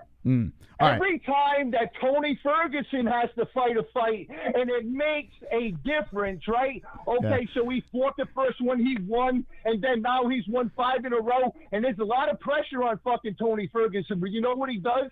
He eats it like a little sandwich kid, and then he fucking continues to win another 7 fucking times in a row, dude. Yeah. That's not a bad motherfucker. That's not the dude you want to get behind, or you want to get behind Cowboy. Hold on, real. He's pretty, like, and H loves him so much. All right, so now Real jumped in with a donation. Says, never forget, Cowboy was born rich. He quits. So Real saying he quits because he was born rich. What do you think about that? And dude, go look back, right? Go look at the BMF Ranch when they show it the first time on ESPN. I actually say that very thing. Me and Real are actually pretty close in personalities. That's why we don't like each other. Yeah. You know what I'm saying? That's the truth. So you both don't like a black lot of people. things he says, other than the racist bullshit, dude, a lot of shit that he says makes sense to me. Dude, EPO, a guy who doesn't run, that makes sense to me. Yeah. Listen, I used to wrestle, dude. I'm going to tell you what, we had to run because the guys that didn't run got melted in the 5th minute.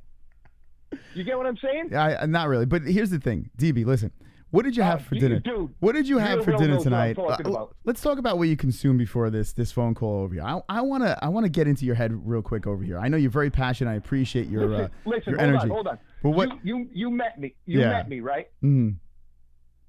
That's me. That's me. You know, every day. All right. But when you talk about something that crosses where I'm at, and then I can fully explain myself, because you can't say that right now in this conversation, I haven't perfectly elaborated on my thought, where you don't understand what I'm talking about. You know what the fuck I'm talking about? And I'm being loud? Sure, absolutely. Do my neighbors like that, boss? No, probably not, but fuck them, bro. Yeah. How close are your neighbors right now? Do they ever call the cops on you? Right upstairs, right downstairs. No, oh, shit. For what? Yeah, fuck them. I agree. I concur. If my landlord had a problem with me, she would call up and say, dude, can you shut the fuck up? Hold on, we got super chat. Sorry, hon. Lol at Mos in.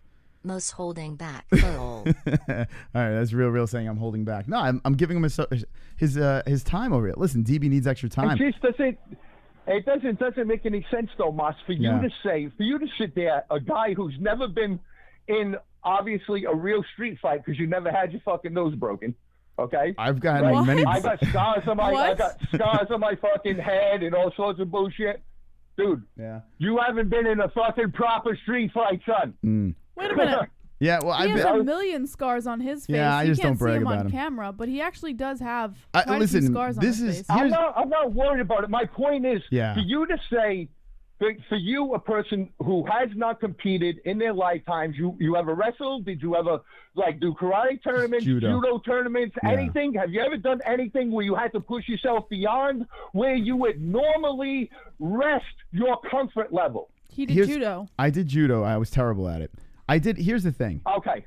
I can. I'm talking about guys who know themselves so well. Yeah. These are guys that's all they've ever done, dude, is care about their bodies. Yeah. All right. Their bodies are what make them money. They make them famous. Kid, you cannot tell me a guy who knows his body that well doesn't know what's going to happen when he blows his nose with a broken nose and he has a pussy eye already. All right. You've repeated yourself a million times here. Let me counter you real quick, okay? He was in 2 rounds with arguably the best 155er, elbows coming at him, punches coming at him. I mean, there was a lot of damage. Adrenaline's going. Do you think he's going to realize maybe he just had a brain fart moment there? Yes. I disagree. Dude, they said the same thing about Eddie Alvarez when he did it. Do you remember when he did it? Eddie Alvarez. Yes, I do actually remember when he did it. Wait, wasn't it against? Okay, so what? Hold on. When he did it, homie, you're gonna tell me that he wasn't trying to get out of that fight? He was getting fucking mauled in that fight, son. Real coming in. DB, if you're going to talk this long, for God's sakes, at least donate to save the show, you fuck. MOS used to wrestle a lot with naked Greek guys in the bathtub. DB, shut the fuck up so I can call in. All right, listen. All right, DB, why don't we wrap up? Let's wrap up this thought over here because you've said a lot. Wrap up in a nutshell. Yeah, dude. Yeah. All right, check it out. Tatiana Suarez needs to fix her fucking stand-up game. She was getting worked over like a little bitch in that fucking third round, dude. If there was another 2 minutes, Nina would have knocked her ass out. You know what I'm saying? Yeah, Life and Logic is coming in Chris real quick. used to be a scrapper. Looks like he was. It looks like well, listen, I don't brag about bar fights and shit like that. Like I don't like I did stupid shit and I'm not gonna brag about it. It's just dumb. It really is dumb. I would brag for you. I think it's hot. Nah, it's not hot. It's not hot. Here's the thing. The worst thing you can say to someone that's competed within a cage, the worst thing is say, "Well, I've been in a million street fights." It is the most disrespectful thing to say to an actual pro fighter, AMI fighter. You don't say that to them. I've learned that. You don't do that. But DB's been there. You know, so what are you going to do? All right, listen, DB, Tatiana Suarez, yeah. It's not that I do. It's not that I've been there, dude. You got to know that these guys, this is, dude, that's what they get paid for, bro. I mean, dude, I never got paid to fight, Moss. Mm-hmm. These guys get paid to fight, brother. Yeah. You know what I'm saying? Like, do you don't think they know what's going to happen as soon as they fucking blow their nose? They do. He literally looked at the other guy first, blows his nose, then starts pushing a little bit of blood out of his eye, and then he's like looking around, all panicked. Yeah. Because he wanted the fuck out of that fight, bro. Yeah. All right. You know what I'm saying? He melts, dude. He's like little wax, bro. Okay? It's hard when it's cold, but when the fucking heat turns up, that motherfucker melts. All right, hey! DB. Thank you for the call. Get out of here. Jess, what do you think about that call? We had an hour to kill, so I figured leave him on. What do you think? Excellent. What a brilliant call over there. Listen, here's the thing. I don't buy it. Now let me hear what the chat says. To say that him blowing the air out of his nose was his way of giving up in that fight has to be the most insane thing I've ever heard in my life. And I love DB. DB's a great guy. Met him in person, real good guy. I have to firmly disagree with this one. It doesn't register in my head that this could be possible. Now, Cowboy Cerrone folding under the pressure, yes, he has folded under the pressure. This was a big night for Cowboy. He fought one of the baddest men at 155. A lot on the line. He was crying going into that cage. You can see the motion. But calling Cowboy a quitter, Darren Till in that fight against Cowboy Cerrone, it was literally like a bear fighting a man. Darren Till was completely oversized and just overpowered him in that fight. Cowboy had no shot in that fight. Darren Till's a middleweight, for God's sakes. RDA is an example that is interesting, but look at what RDA has done. He's run over Robbie Lawler, for God's sakes. I mean, he beat the fuck out of Robbie Lawler. Like, Cowboy Cerrone quitting in this fight? Jesse, help me out here. I just want to say, DV said, of course you didn't disagree this strongly whilst I was on the line. That's because you didn't give him a chance to talk. Well, I mean, listen.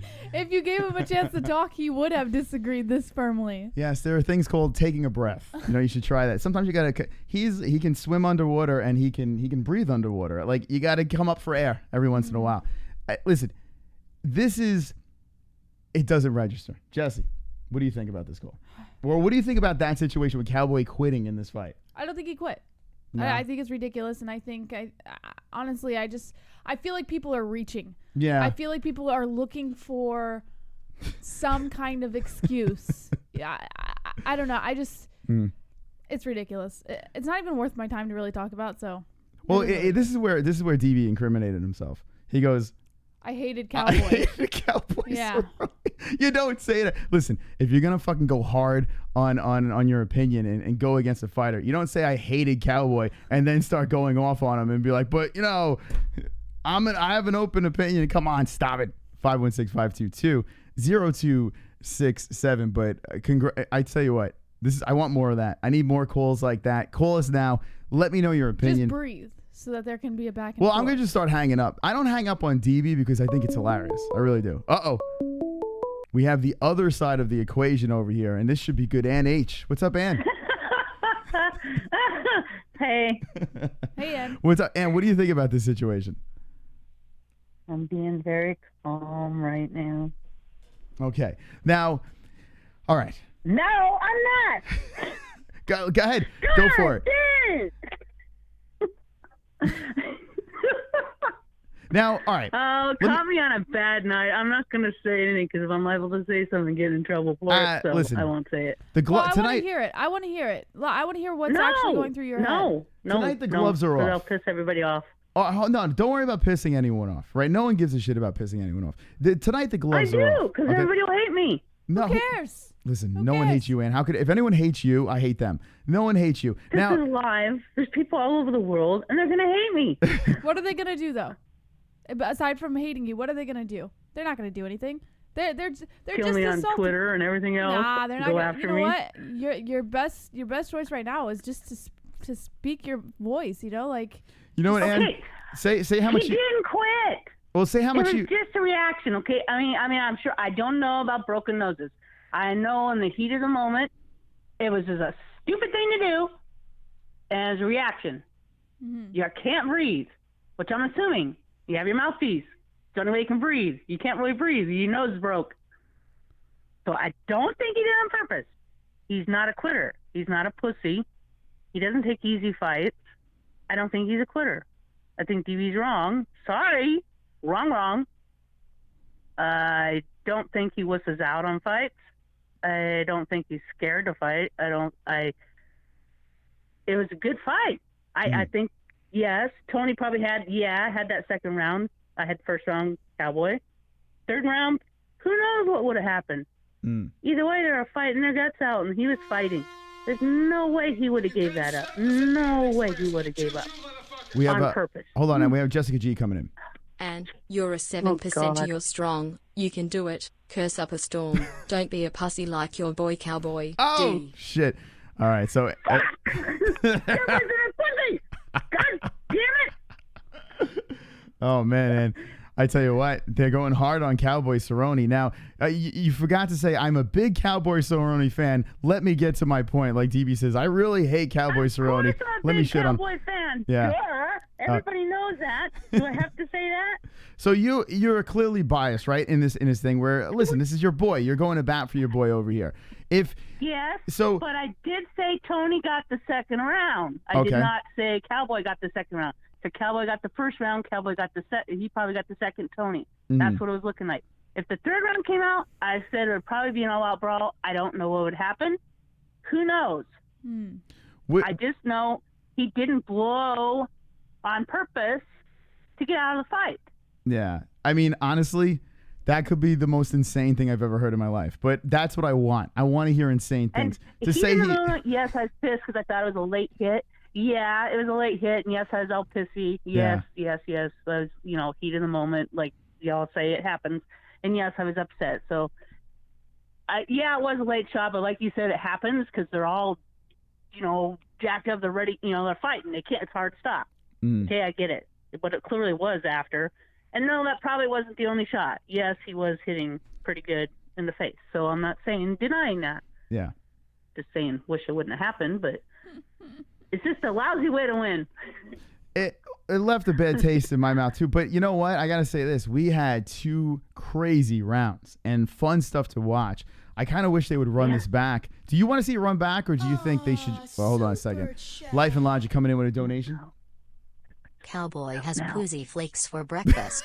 What do you think about that? Do you think he eats pussy flakes for breakfast? Yeah. Oh, God, see, I told you. They're doing this on purpose. You know what's funny? This is the beauty of this sport, right? No matter who.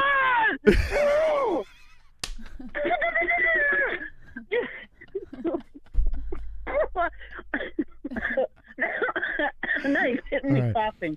Oh, man. Hold on a second. Let's let Ann. Someone called the medic right now. You okay, Ann? I'm going to try on the phone. All right, drink some water. Hold on. Take a breath. You good? All right. Yeah.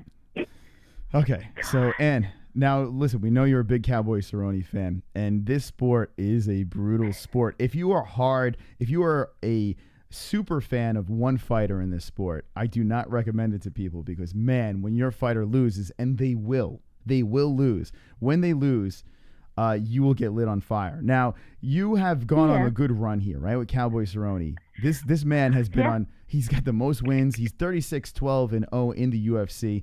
He's beaten some of the best in the game. His resume speaks for itself. Mike Perry, Alex Hernandez, Quinta, good stuff. He fights Tony Ferguson, different. Jessica G coming in. Let's see what Jessica has to say. As you can tell, I love BBCs, and because of my love for BBCs, my you-know-what has widened, and now the only pussy bigger than mine is Cowboy Cerrone. Oh, my God.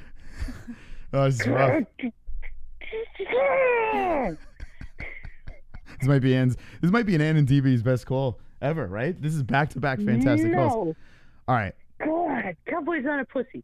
No. For Christ's sake, you guys, I'm sure if he's such a pussy, look at all the fights. Look what he's done. Done more. Sorry. At least he doesn't get injured all the time.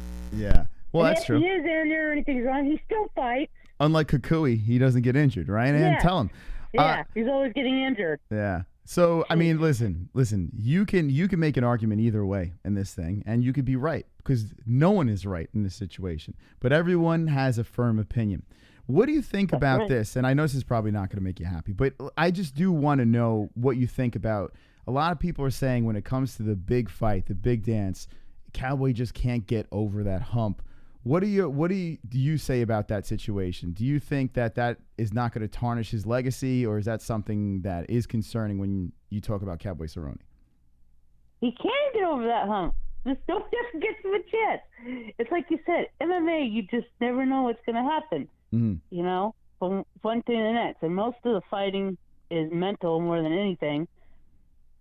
Depends if you're there or not there. And lately he's been there mentally, and he looks different, and he's definitely fighting a lot better. Yeah. What can I say? I think he was looking great against him myself. He might be one of the better fighters that is going to go into the Hall of Fame without a belt, because now it's not looking good. Oh yeah. What would you say is next for Cowboy Cerrone? What would you like to see? Jeez, that's hard. That's hard saying. Yeah. I don't know, because like you said, Tony has his options, and he, Poirier, and, you know, who knows what they're going to do. He'll take who's ever next. I would like to see him fight Tony again, but like you said, they probably won't give that to him. What did you do to Mike H when you were watching the fight? Were you just beating the shit out of Mike? Yeah, and like you said with that commentary. Yeah. I turned the commentary on. I said, listen to you guys. What the heck are they watching? They had Tony's cock. Like, oh my God! Why are they always saying Tony? They had Tony's cock firmly in their mouths, and I love DC. I do, but man, I felt good when I was listening to that. I'm like, whoa, we're not half bad. You know, we dick ride. We dick ride hard. And like, if we're biased in some of our opinions, but we're fans. These people are professionals, right? Play-by-play people, and they had Tony's cock so far up in their throat. It was unbelievable. Exactly, they did. It was unfucking believable. Agreed. Yeah, that cock was so far up their throat. Yeah. Yes. So talk about unbiased, the commentary over there, but it is what it is. All right, Ann, any last thoughts? I want to get some more calls. I was being funny. I challenged TV to the rematch. See, there, comedy gold. Get it? No, there you go. Because Bieber and, Tom Cruise. Get it? Funny. Okay. I was trying to be funny. Okay. You're always funny, Ann. All right, Ann, we love you. What can I say? I love Cowboy. Sorry, that's me. I'm a big fan, big fan, like you said. I mean, it's probably a downfall, but hey, what can I say? I love you guys. We love you too, Ann. All right, Ann H. Jess, what do you think about Ann's call? Wonderful, wonderful. Wonderful. Oh, I got to fix this. Oh, there we go. So Ann H. calls in, and I think that might have been Ann's best call. She was fired. Fantastic. Fired up. Rightfully so. That's her boy Cowboy. She's defending him. I thought she was going to die on us the way she was choking on the phone. But that's Ann's perspective. Let me know in the chat what you think about that. This is a fiery topic. It is a fiery topic tonight. Let's open up the phone lines, go into the chat, see what we got. 516-522-0267. Love to hear your opinions on the fights this weekend, UFC 238, Henry Cejudo double champion. You got a lot of things to talk about on this card that happened, and it seems like the topic is Kukui Cowboy. 954, you're live with the MMA Holes. What's your name and what's on your mind? JBH. Yes. Boss. This is Real. What's Hi, up? Real. How are you? Doing pretty damn good. Good. Excellent show tonight. Couple of things. On Cowboy, we've seen him melt multiple times. I don't think the word quit is appropriate. I would say the word break is appropriate because he definitely broke in the second round. You could see his body language change. You could see his enthusiasm change. You could see his confidence level drop. And he was getting his ass kicked. So I wouldn't say quit is the appropriate word, but definitely break. Mm. What are your thoughts on that, guys? Yeah. So you're saying that he still, even whether he quit or broke, he still intentionally blew his nose knowing what would happen? I mean, it's hard to read the man's mind. I'm just going by his body language since the beating started in round 2. You could tell it changed. He started taking a beating, and I don't think he wanted to beat it anymore. That's why he was so excited it was over. Hold on, real. We got Vlad coming in. Cowboy Cerrone is the Charles Barkley of MMA. He'll never touch gold. Just be a gatekeeper to uplift the new talent. Yeah, you know, it's funny. He breaks in the new kids, beats them up like the hype trains. He beats, besides Darren Till, but everyone else he beats up. And then when it comes to, it's so close to a title shot, falls apart.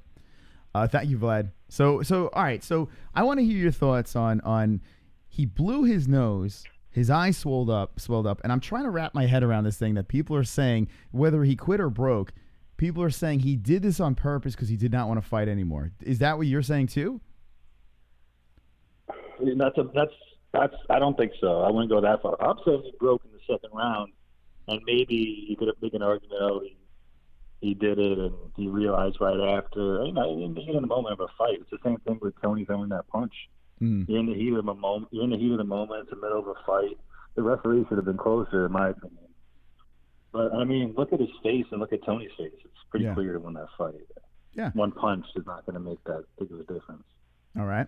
Okay. Any other points? Yeah, a couple of things. I was watching that Aljo fight, and I don't know, maybe it's just me, but I wasn't that impressed. I don't see any power in his hands. I don't see any speed in his leg kicks. I mean, he kept the distance, and he was definitely putting on more volume and beat him pretty damn clearly. But I just don't see it. I think Henry Cejudo would knock the block off Sterling, and I'm just not that impressed by him. What are your thoughts, Moss? All right. Thanks for the call. There's real coming in. Aljamain Sterling. All right. Does he have power in his hands? No, I didn't notice that. This fight over here, and when was the last time Aljamain? He's never knocked anyone out that I can recall. Right. I thought it was interesting that he brought that up because I was thinking when watching the fight, like he looked great, but the knee bar. Go ahead. He looked great during the fight. I have no complaints. The only thing that I would say would be he seemed a little like it was almost bizarre, his fighting tactics this weekend. Like he kind of went in guns blazing, and it almost seemed like he didn't care about being careful. Like it didn't seem like the most strategic of fights for him. He still won. He still looked good. There was something bizarre about it. It just wasn't Aljo, And I'm glad he brought that up because I was debating whether or not to bring that up. It was weird. Like I said, he still did good. It was an excellent fight for him. I don't know what everyone's surprised about though. No, I'm not surprised. I'm saying it just didn't seem like him. The last time Aljamain Sterling knocked someone out was, as we just showed there, in 2014. He's not a knockout fighter. He never had power in the hands. This is the first time that I noticed, especially fighting these upper ranked guys, that he was landing flush. He was fast and he was hitting them hard. Yeah, he does. Listen, first of all, let's not disrespect. I mean, Munhoz's chin held up here. So to say that Aljo, he just flat out doesn't have power, maybe we should give credit to Munhoz's chin. Mm-hmm. Aljo, yeah, I mean, he hasn't knocked anyone out in a while, but he was landing. And I think if he keeps tweaking that stand-up, this guy, he can wrestle. I mean, he's put people in positions where they couldn't get out of. Yeah. So his little run over here, he's progressively getting better. He reinvented himself. The wrestling is there. So the wrestling game with Henry Cejudo is going to nullify itself, right? That wrestling is going to be non-existent over there. This thing's going to stay on the feet. Henry Cejudo's reach and Aljamain Sterling's reach, Aljo is going to try to point win. That's what he's going to try to do in this fight. He's not going to try to take his block off. He's not going to try to take chances over here because Henry's got little power there. And would you blame him? I mean, that's not his style. With that being said, I found this last fight a lot of fun. It wasn't just Aljo, though. It was Munhoz. Munhoz brought it. The combination of both of those fighters, there was nothing boring about that to me at all. And I'm very impressed with Aljo's rise. There's been some fights where Aljo looked like shit. Mm-hmm. You know, I mean, there have been fights where it's just like, man, this guy's just a wrestler. But he's not anymore. He's balancing it out. And I think once his stand-up gets even better, which it will, I think he can be a decent champ. And it's up for grabs, 135 right now. This is the time for an Aljamain Sterling. If there was any time, this is the time. But I don't know if he's going to get that next shot. I think Moraes might be the one that they run back. Let's take some more calls. 516-522-0267. 34 minutes left on the show, so call away. Let us know what you think about the fights this weekend. It seems like the hot topic is the fight that a lot of people wanted to see, right? Cowboy, Ferguson. But there are a lot of other things to talk about on this card. Petr Yan slipping under the radar. Here we go. 854, you're live with the MMA Holes. What's your name and what's on your mind? What's up, y'all? This is Jeremiah. Jeremiah What's White. up? Yep. What's shaking? I just kind of want to, I know we've been beating Cowboy to death, but I wanted to talk a little bit about the shots after the bell. And what it is, I just feel like MMA being a new sport, sometimes it needs to up its officiating. Like in every other sport, like in football, if you get hit after, if the quarterback releases the ball and he gets hit after you release that ball, it's going to be roughing the passer. In NBA, it don't matter if a guy goes up to foul, it still affects the shot at the foul. But yeah, you can hit somebody after the bell, and there's nothing that's really standard, nothing that it can really go by that ref, and it's real subjective. I just feel like sometimes MMA needs to step up its game a little bit and have some better officiating. But that's really what I got on my mind. All right. Thank you for the call, Jeremiah White. All right, so changing. He does have a point. I mean, if you think about it, in all other major sports, they do have some sort of foul or terminology or consequence for something like that happening after a buzzer or after a bell or a whistle or whatever. And they don't really have that for MMA. They don't have, like, I guess they could take a point away. You know, if the ref really wanted to, I guess. Well, in a situation like this is interesting because they had to go back to the tape and make sure that strike isn't what ended the fight. So, there's something to talk about here. It's Gay Kenshiro. I love Real Real's voice. It makes my yellow penis hard. Did you guys notice the Gay Pride Month advertisements during the UFC fight Saturday? That's not kid-friendly. Why expose kids to talks of gay sex? No pride in where I stick my yellow D. Thank you, Gay Kenshiro. I appreciate that donation. I didn't notice those commercials, but who cares? I mean, you know, that's, you know, everyone has their thing, so right? I see everyone else saying point deduction as well. So here's the problem with that, though. When we were listening to the commentators, and this is why I agree with you when you say turn off the commentating, Rogan and DC, they were all saying that it was blatant. Like that Ferguson blatantly hit him after the bell. That it wasn't an accident. He wasn't caught up in the moment. It was blatant. So if it was blatant, why wasn't a point taken away? Well, they were all up on Tony, and they did mention that it was blatant. I don't think it was blatant. You can't really take a point away because the fight stopped. So wouldn't that be a disqualification? If a point's going to be taken away, that would be a disqualification. You open up a whole can of worms when the late hits. I feel, and it was a good point that Jeremiah said there, because I'm on both sides. I'm kind of teeter-tottering here. Like, I don't know where I stand in this, because in one aspect, watching Tony fight, there was a 1-2. You know, like, it was kind of like, you know, he hit him in a combination when that bell rang. Now, they should have a clock in their head. When they hear that 10-second, when they hear that, you know, they should know, okay, there's 10 seconds left. Be mindful of the bell. But it's easy to say that when you're not in the fight, right? These guys are in a fight. Their adrenaline's going and they're just fucking throwing. But you know what? The ref should have a clock in his mind as well.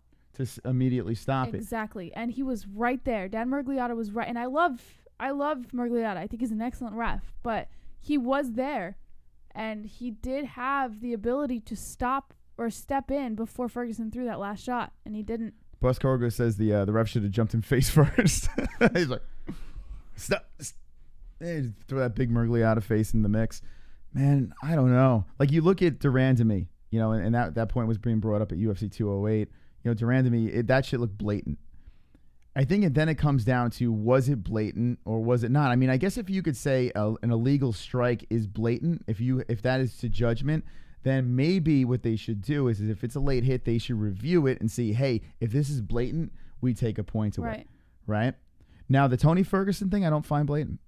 Now, okay, I don't. Take blatant away. Let's say whether it was blatant or not, make it irrelevant, right? Just seeing that and seeing that Dan Miragliotta didn't step in when he was supposed to and seeing that Tony Ferguson did throw that strike when he wasn't supposed to. I mean, I could see a million things there that could have prevented that situation from happening, whether it was blatant or not.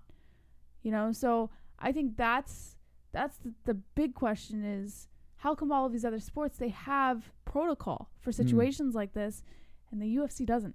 So it comes after the bell, whether it's blatant or not. It doesn't matter. It still came in after the bell. And here's the thing that's interesting about this fight.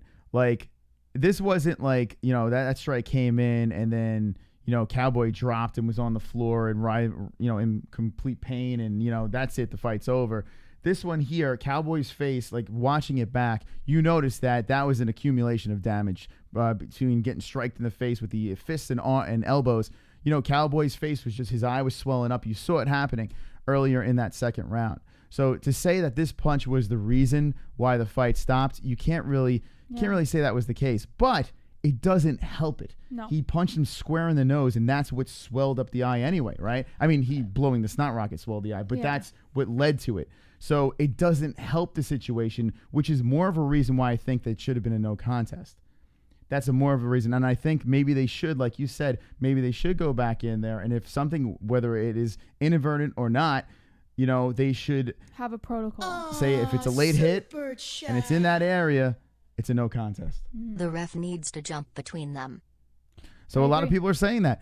You know, these people are human beings and the ref's job is to protect the fighters. So it is easy for us to say, yes, the ref has to throw their body in between. But the refs are not robots. But he was there, and it's just like to completely stop this activity. I mean, it's not always that easy, right? I know it's their job, but these are three human beings trapped in a cage. Exactly. Two of them are fighting, and to just easy say, oh, the ref needs to just jump in there. Now, there's a delayed reaction, you know, with your brain and how fast these people are throwing. You know, I don't blame the ref.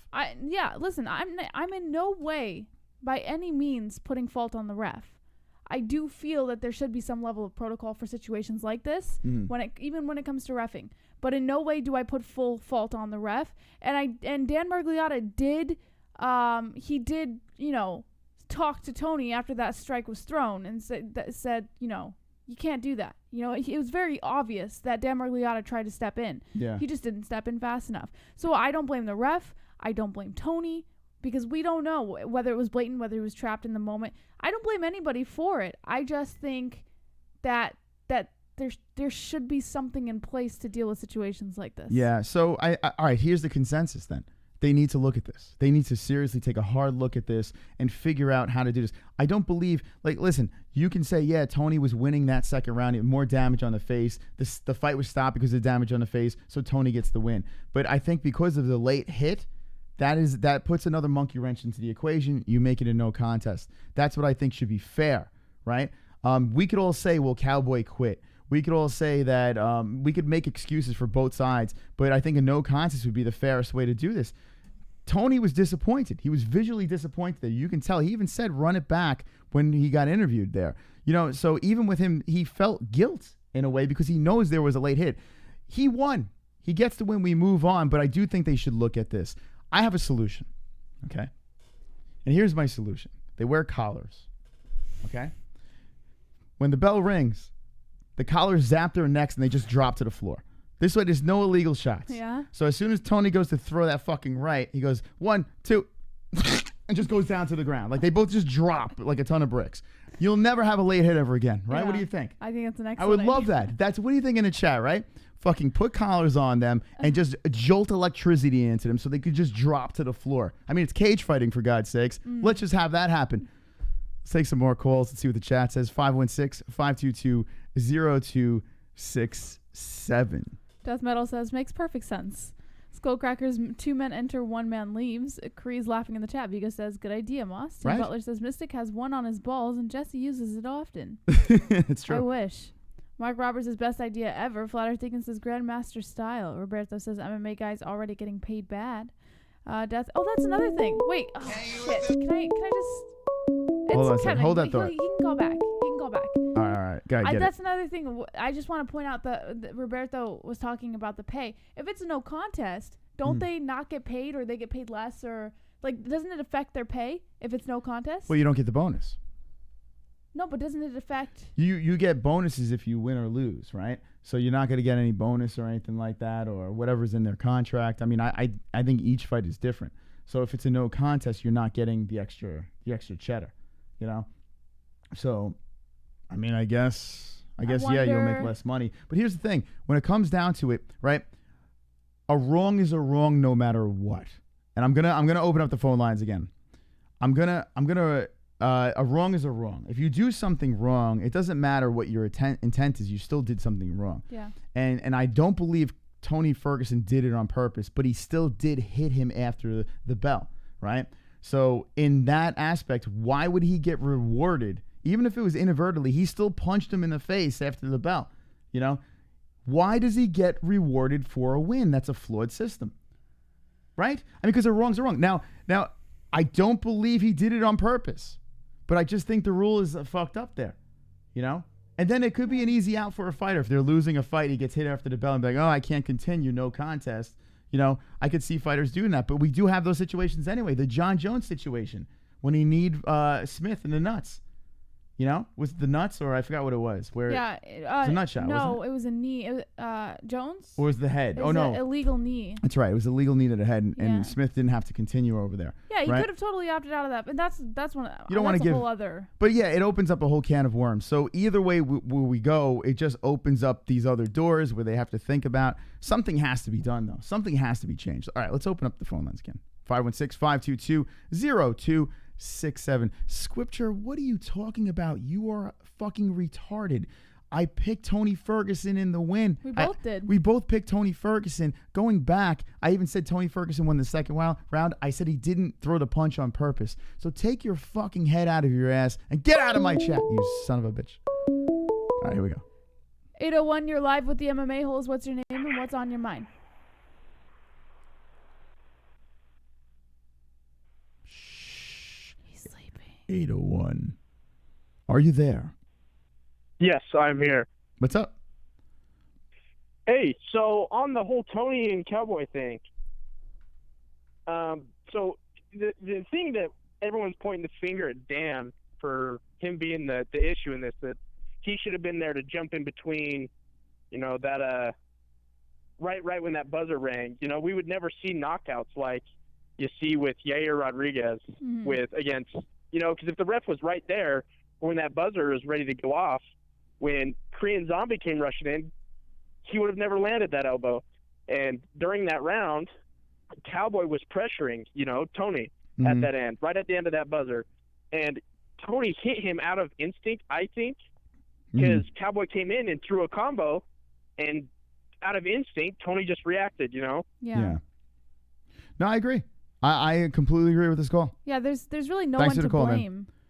There's really no one to blame, you know, honestly, for any part of this fight. It's you could throw the blame in a million different places, and everyone can argue till they're blue in the face, but you're really gonna get nowhere unless they run it back. Super chat. We got Real with the donation. Hi caller. Are you over 6 inches hard? Yeah. I think I have a solution. Why don't we have the fighters have like midgets strapped to their chest, like ref midgets on their chest. So when they fight, right? And the time is about to go down. And the bell rings. The midget goes, "No, stop it!" That's what they should do, right? Is that? I mean, saying Dan Murgliata should have jumped in there. They should have like little fucking midgets strapped to their chest, duct taped around them while they're fighting. The midget just stays like this the whole time, so he's out of the way, right? And then right when that bell's about to ring, "Oh no, please stop this." It's ridiculous. It's ridiculous. 516-522-0267. All right. It's Kevin from Chicago again. Hello, you guys got me? Absolutely. What's up? I got to call in real time to talk about this Ferguson Cowboy situation. Cowboy, you know what the giveaway is? Is when he looked at the ref after his eye blew up. He looked at the ref. He was in full panic mode. He wanted out of there. The facial expression, he was looking at the ref. He was clawing at his eye. And then when the doctors come, "Oh no, I can keep going. I can keep going." You gave it away. You freaking, it's supposed to be a poker face. You're supposed to put your head down and act like you're ready to go. You're not supposed to claw at your face and look around and all panicked. Yeah, man. And it's protect yourself at all times.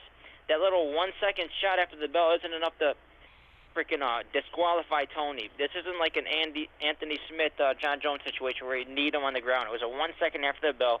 It's not enough to take away his win. That was my point right there.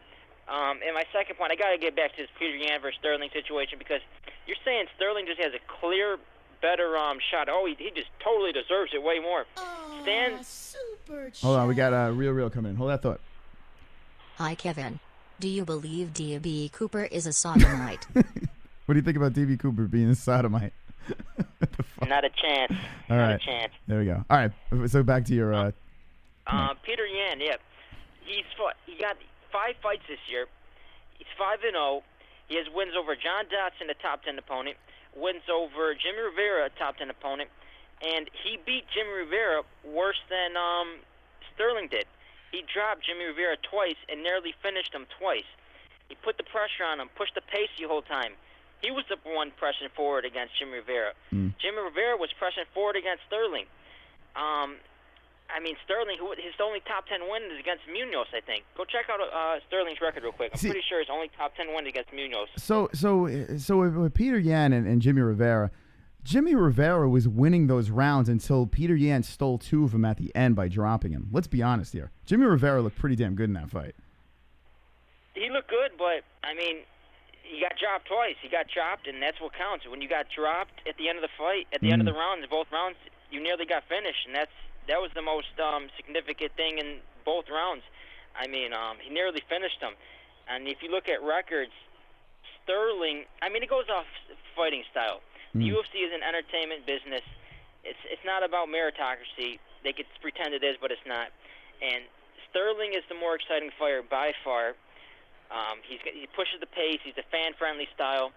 Sterling, if he wins that world title, it's going to be the most boring, squeak out a decision, run away, backpedal, most boring fight in the world, man. It's just going to be a complete boring fight.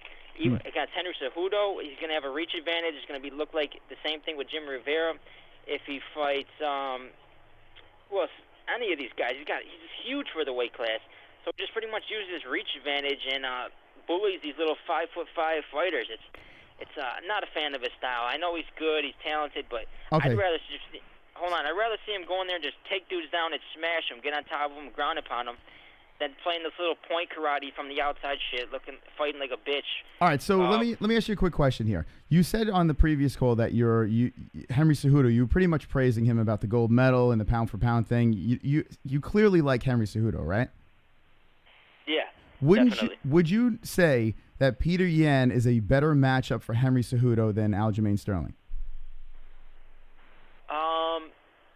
Yeah, I think Petr Yan, because he leaves himself open. He actually goes for it and tries to make it a fight. I think he puts himself out there. He leaves him a chance to get caught. And Henry Cejudo, he has power in his hands. He can put Petr Yan out if he catches him. Sterling's not going to give him that opportunity. He's going to stay on the outside and try to squeak out a decision. But Munhoz, the big point of that fight is Munhoz made that fight exciting. Munhoz was coming forward, constantly pressuring, getting peppered with shots against it. He was a shorter guy trying to get on the inside. If it wasn't for Munhoz making that fight exciting, it would have been freaking Sterling throwing these half-ass leg kicks, squeaking out another decision, just like he did against Jimmie Rivera in his other fights. Okay. You guys got to get off the Sterling dick ride hype train because the dude is just a boring fighter. And if he becomes champion, he's going to be doing the same shit, squeaking out decisions. All right. We don't want that guy as champion. All right, thanks for the call. This is where he doesn't make any sense. He said before that Henry Cejudo, like, he was pretty much praising Henry Cejudo. And then I asked him, I go, do you think Yan or Sterling would be a tougher fight for Henry Cejudo? And basically, he's saying that Yan would be the easier fight for Cejudo, right?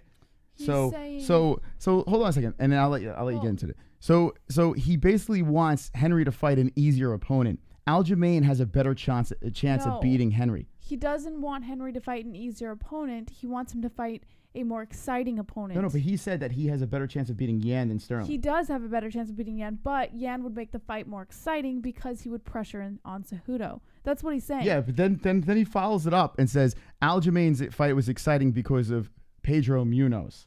So you mean to tell me if Aljamain versus Henry Cejudo, which is going to be exciting because Henry Cejudo is going to bring it to Aljo, that wouldn't be an exciting fight? How is it going to be boring? Can you say that again? I'm sorry. So he said that the only reason why Aljo's fight was exciting was because of Pedro Munhoz. Right. Right?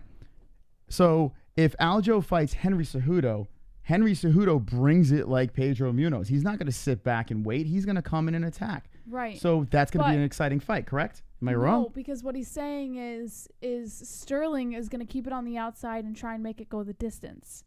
So he's going to fight him like he fought Munhoz. So he's saying, I'm just trying to explain to you what he's saying. So he's saying that would be less exciting than Yan, who would not keep it on the outside and would actually go forward on Cejudo. And that alone is more exciting because you see two fighters trying to brawl instead of one person running. Did he bring it on the outside with Pedro Munhoz? No, they went at it. So why the fuck he's going to do that with Henry Cejudo? Why are you asking? That's what I'm saying. No, it contradicted everything he said, contradicted himself. He basically said Aljamain Sterling is boring, but Pedro Munhoz made it exciting. But if you put boring Aljamain Sterling against Henry Cejudo, you're going to get the same outcome. These two are going to bring it. Do you think that Cejudo would bring it more than Munhoz would? No, Munhoz brought it in that fight. I think they're going to bring it the same. I really do. I think Henry Cejudo is tough, man. He's fast. He is tough. And if he is losing the fight in the points game, he's going to do like he did against Moraes. He's going to come at you. He's going to put his fucking chin down, and he's going to come at you and try to knock you out. Because the wrestling nullifies itself. So now it's going to stay on the feet. I think it's a good matchup. I really do think it's a good matchup. But I mean, I don't know. I just felt some contradictory things said over there. 516-522-0267. Good calls coming in tonight. We want all opinions. All opinions tonight on the MMA holes. Let your thoughts fly about the situation. UFC 238 has everyone fired up, and that goes to show you that this card delivered. It really delivered. We heard nothing about Valentina Shevchenko, but I think it speaks for itself. But the Cowboy Cerrone versus Tony Ferguson, big topic. People are speaking about 135. I love it. I love that we're talking about bantamweight. Here we go. Unknown caller, you're live with the MMA holes. What's your name and what's on your mind? What's up, guys? Great night of fights last night. I was high on this card way before Cowboy 25 was announced. I knew it was going to be great, and it delivered. It was nice to see the Shevchenko merger. Only the problem is she's going to run in at the same issue as Cyborg because she doesn't have – the only difference is flyweight has more girls in it, but she doesn't have any competition unless someone like Suarez comes up, like Nunes did and beats her. As to the Tony and Cowboy issue, I think we already talked about that enough. I think he should fight for the title. That's it. If that fight with Khabib never happens, I'm gonna fucking hurt someone. I don't know. You know what? Yeah, I mean, that's the thing. I think everyone wants to see that, right? I mean, listen, we can say, you know, he should fight McGregor, this and that, but I mean, this fight was supposed to happen 4 times. Tony Khabib is that fight. Yeah. And you know what? If we look at it, I think in terms of a sport standard of view, I think it's the best fight to make in history. We got Khabib is undefeated. We got Tony on like UEFA win streak. The UFC never did this, and both of them are on top. I think this is the time to do it. But, and it's a big but, I think Dustin can beat Khabib.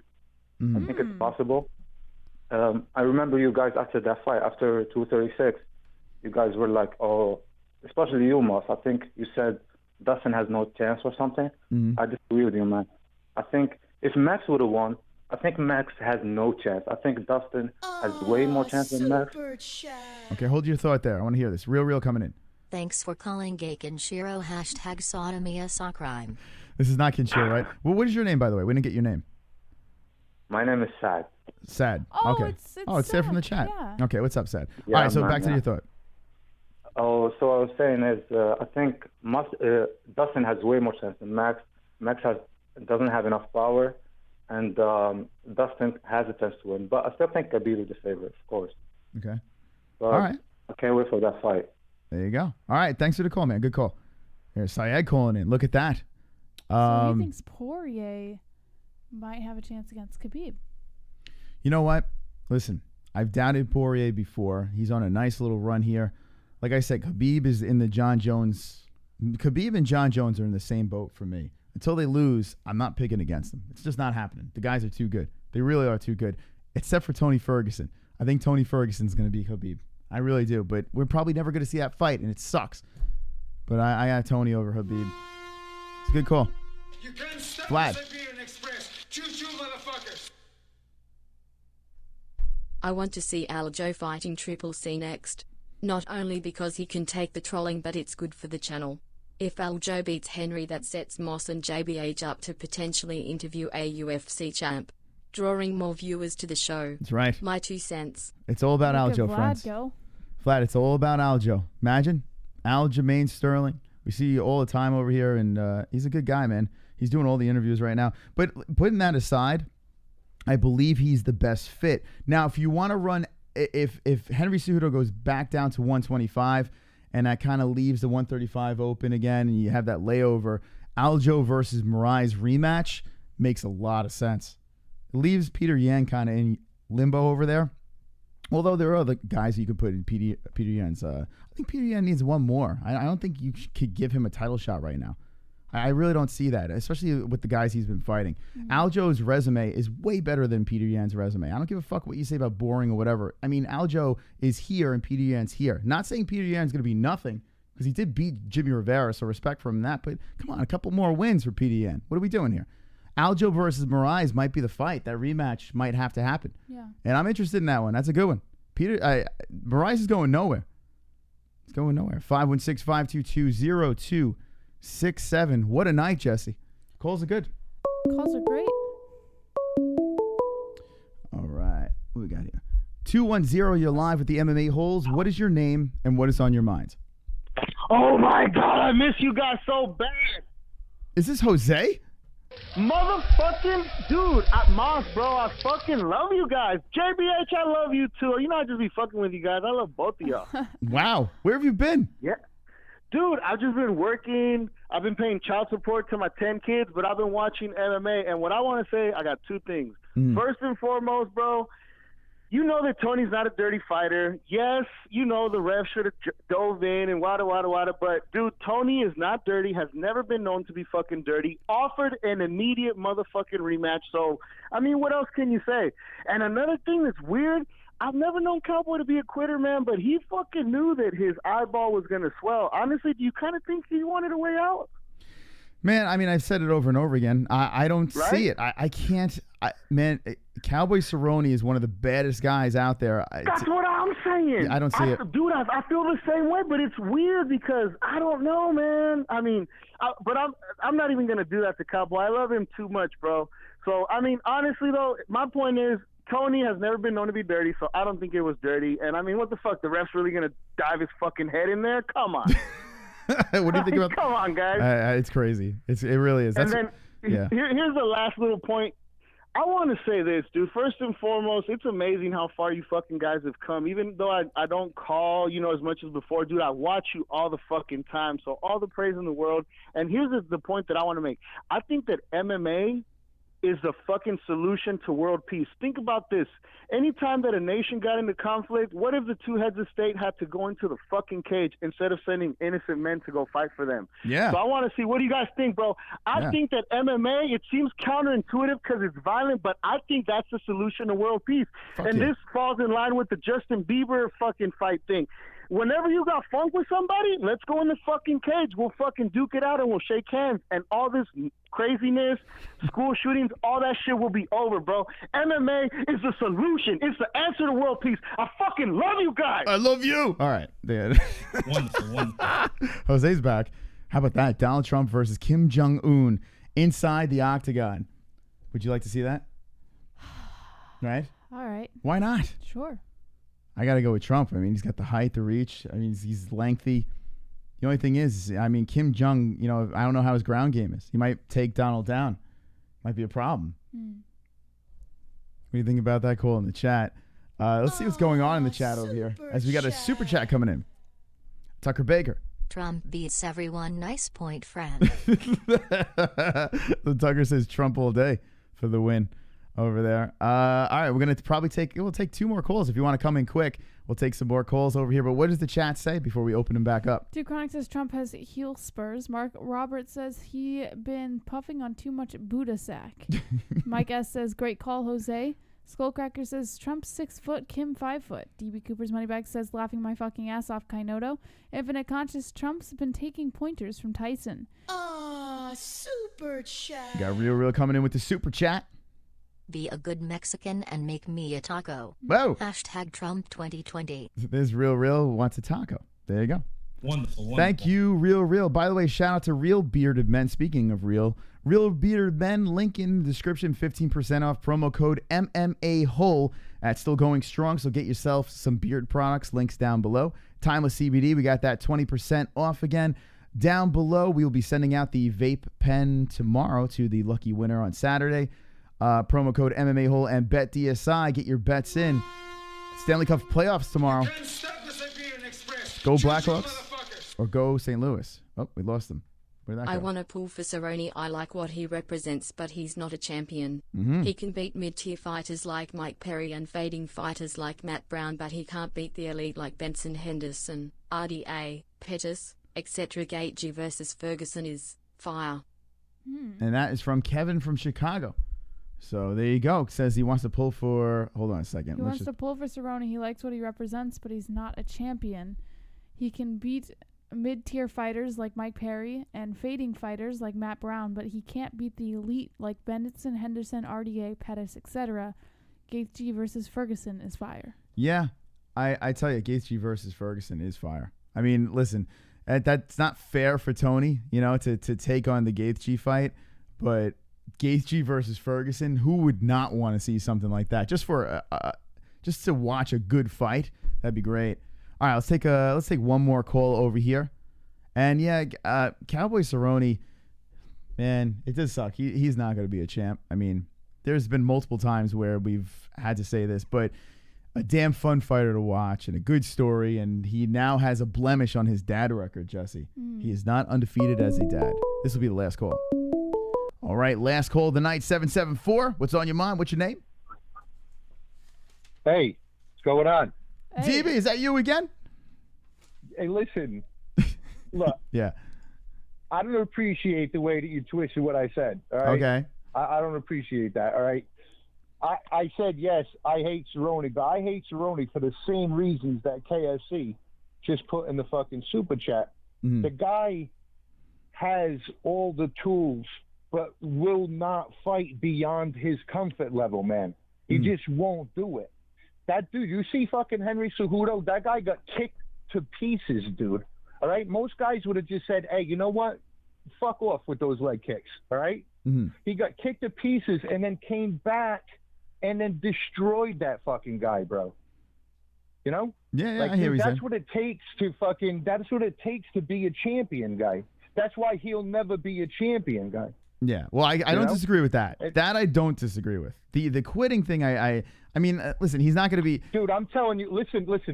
Just do this for me because I love you, okay, Mark? Yeah. I'm never a douche to you. I never troll you. I'm being honest with you.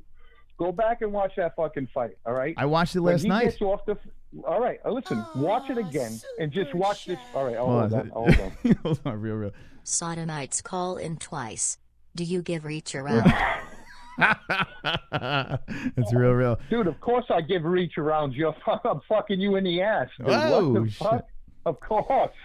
All right. But anyway, yeah. So anyway, what was you talking about? I don't know. I'm exhausted. Hold on. What were we talking? We're talking about. No, but yeah. No, I got you. I got what we were talking about. Yeah.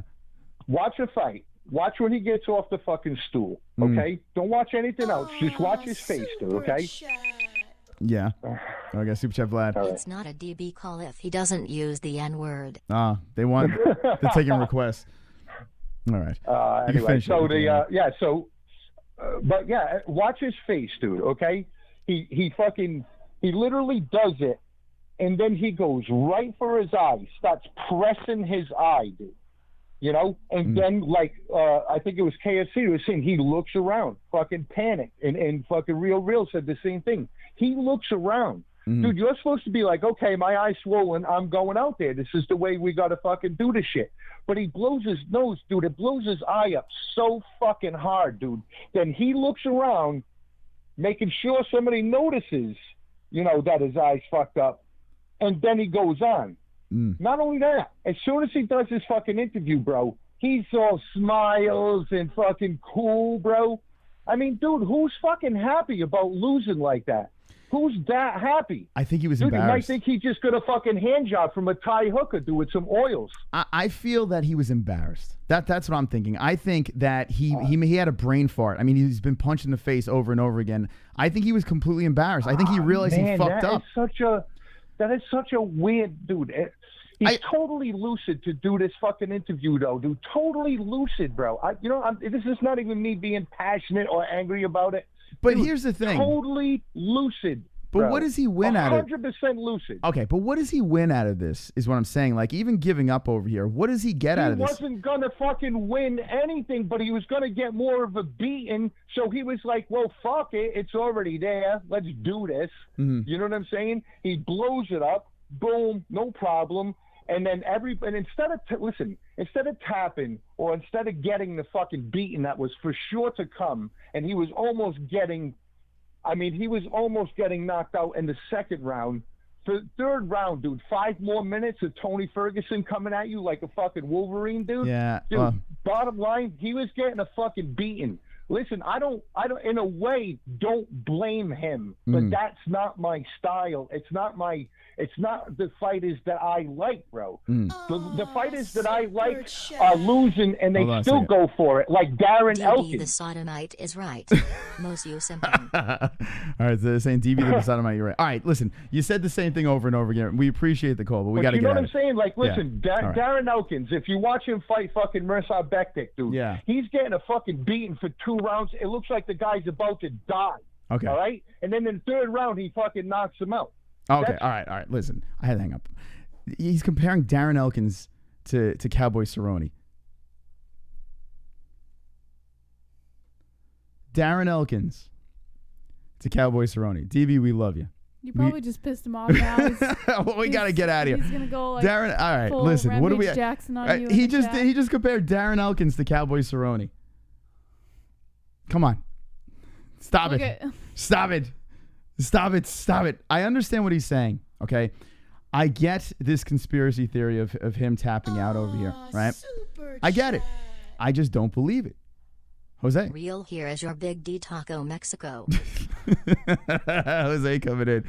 All right. Oh my God. DB's breaking all his furniture right now. I love TV. I got to say, we need calls. Some people are like, oh my God, you said the calls are great tonight. They are great.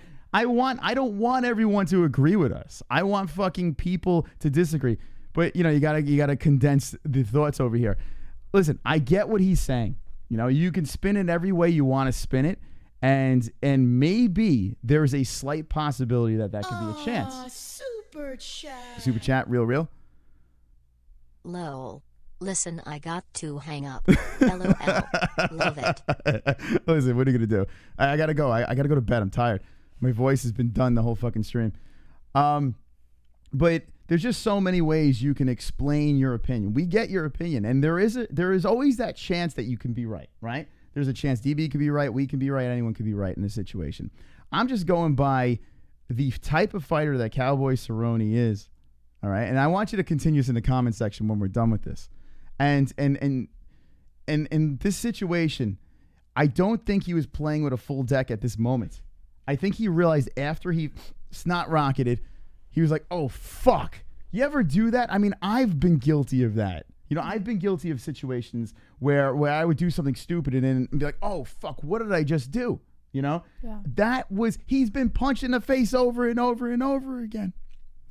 Anyway, I think we've exhausted this topic, but please, down below in the comment section, keep it going because I do want to hear your thoughts. Jesse, I need you to wrap this up in a little bit of a bow. What do you think about all the calls in this whole situation? Oh, man, how do you wrap something like this up? I don't think there's really a way to wrap it up. I think that this is going to be a controversy that goes on for a little while. But we respect everybody's opinions, whether we agree with them or not. Great calls tonight. Great opinions. I'm laughing at real deep. The sodomite is right. What's going on? Yeah, it's so funny. Great comments and the donations and stuff. And listen. It was a great card altogether. It was a fantastic card, and I love this shit. Wait and see what happens. I tell you what, I gotta say this. I fucking love this shit. I love the opinions. And like I said before, this is the only show. What show would let that last as long as it did? Right? No show would let that last as long as it did. What person? Because I would have hung up on them she probably would have hung up. And maybe when we get bigger, we'll start hanging up. But I got to say this. It is a stage for the people to spread their opinions, get their points out. Whether we agree or disagree, it doesn't fucking matter because no one's fucking right here. We're a bunch of MMA holes. Jesse, take us away. I gotta go to bed. All right. Don't be an a-hole. Be an MMA hole.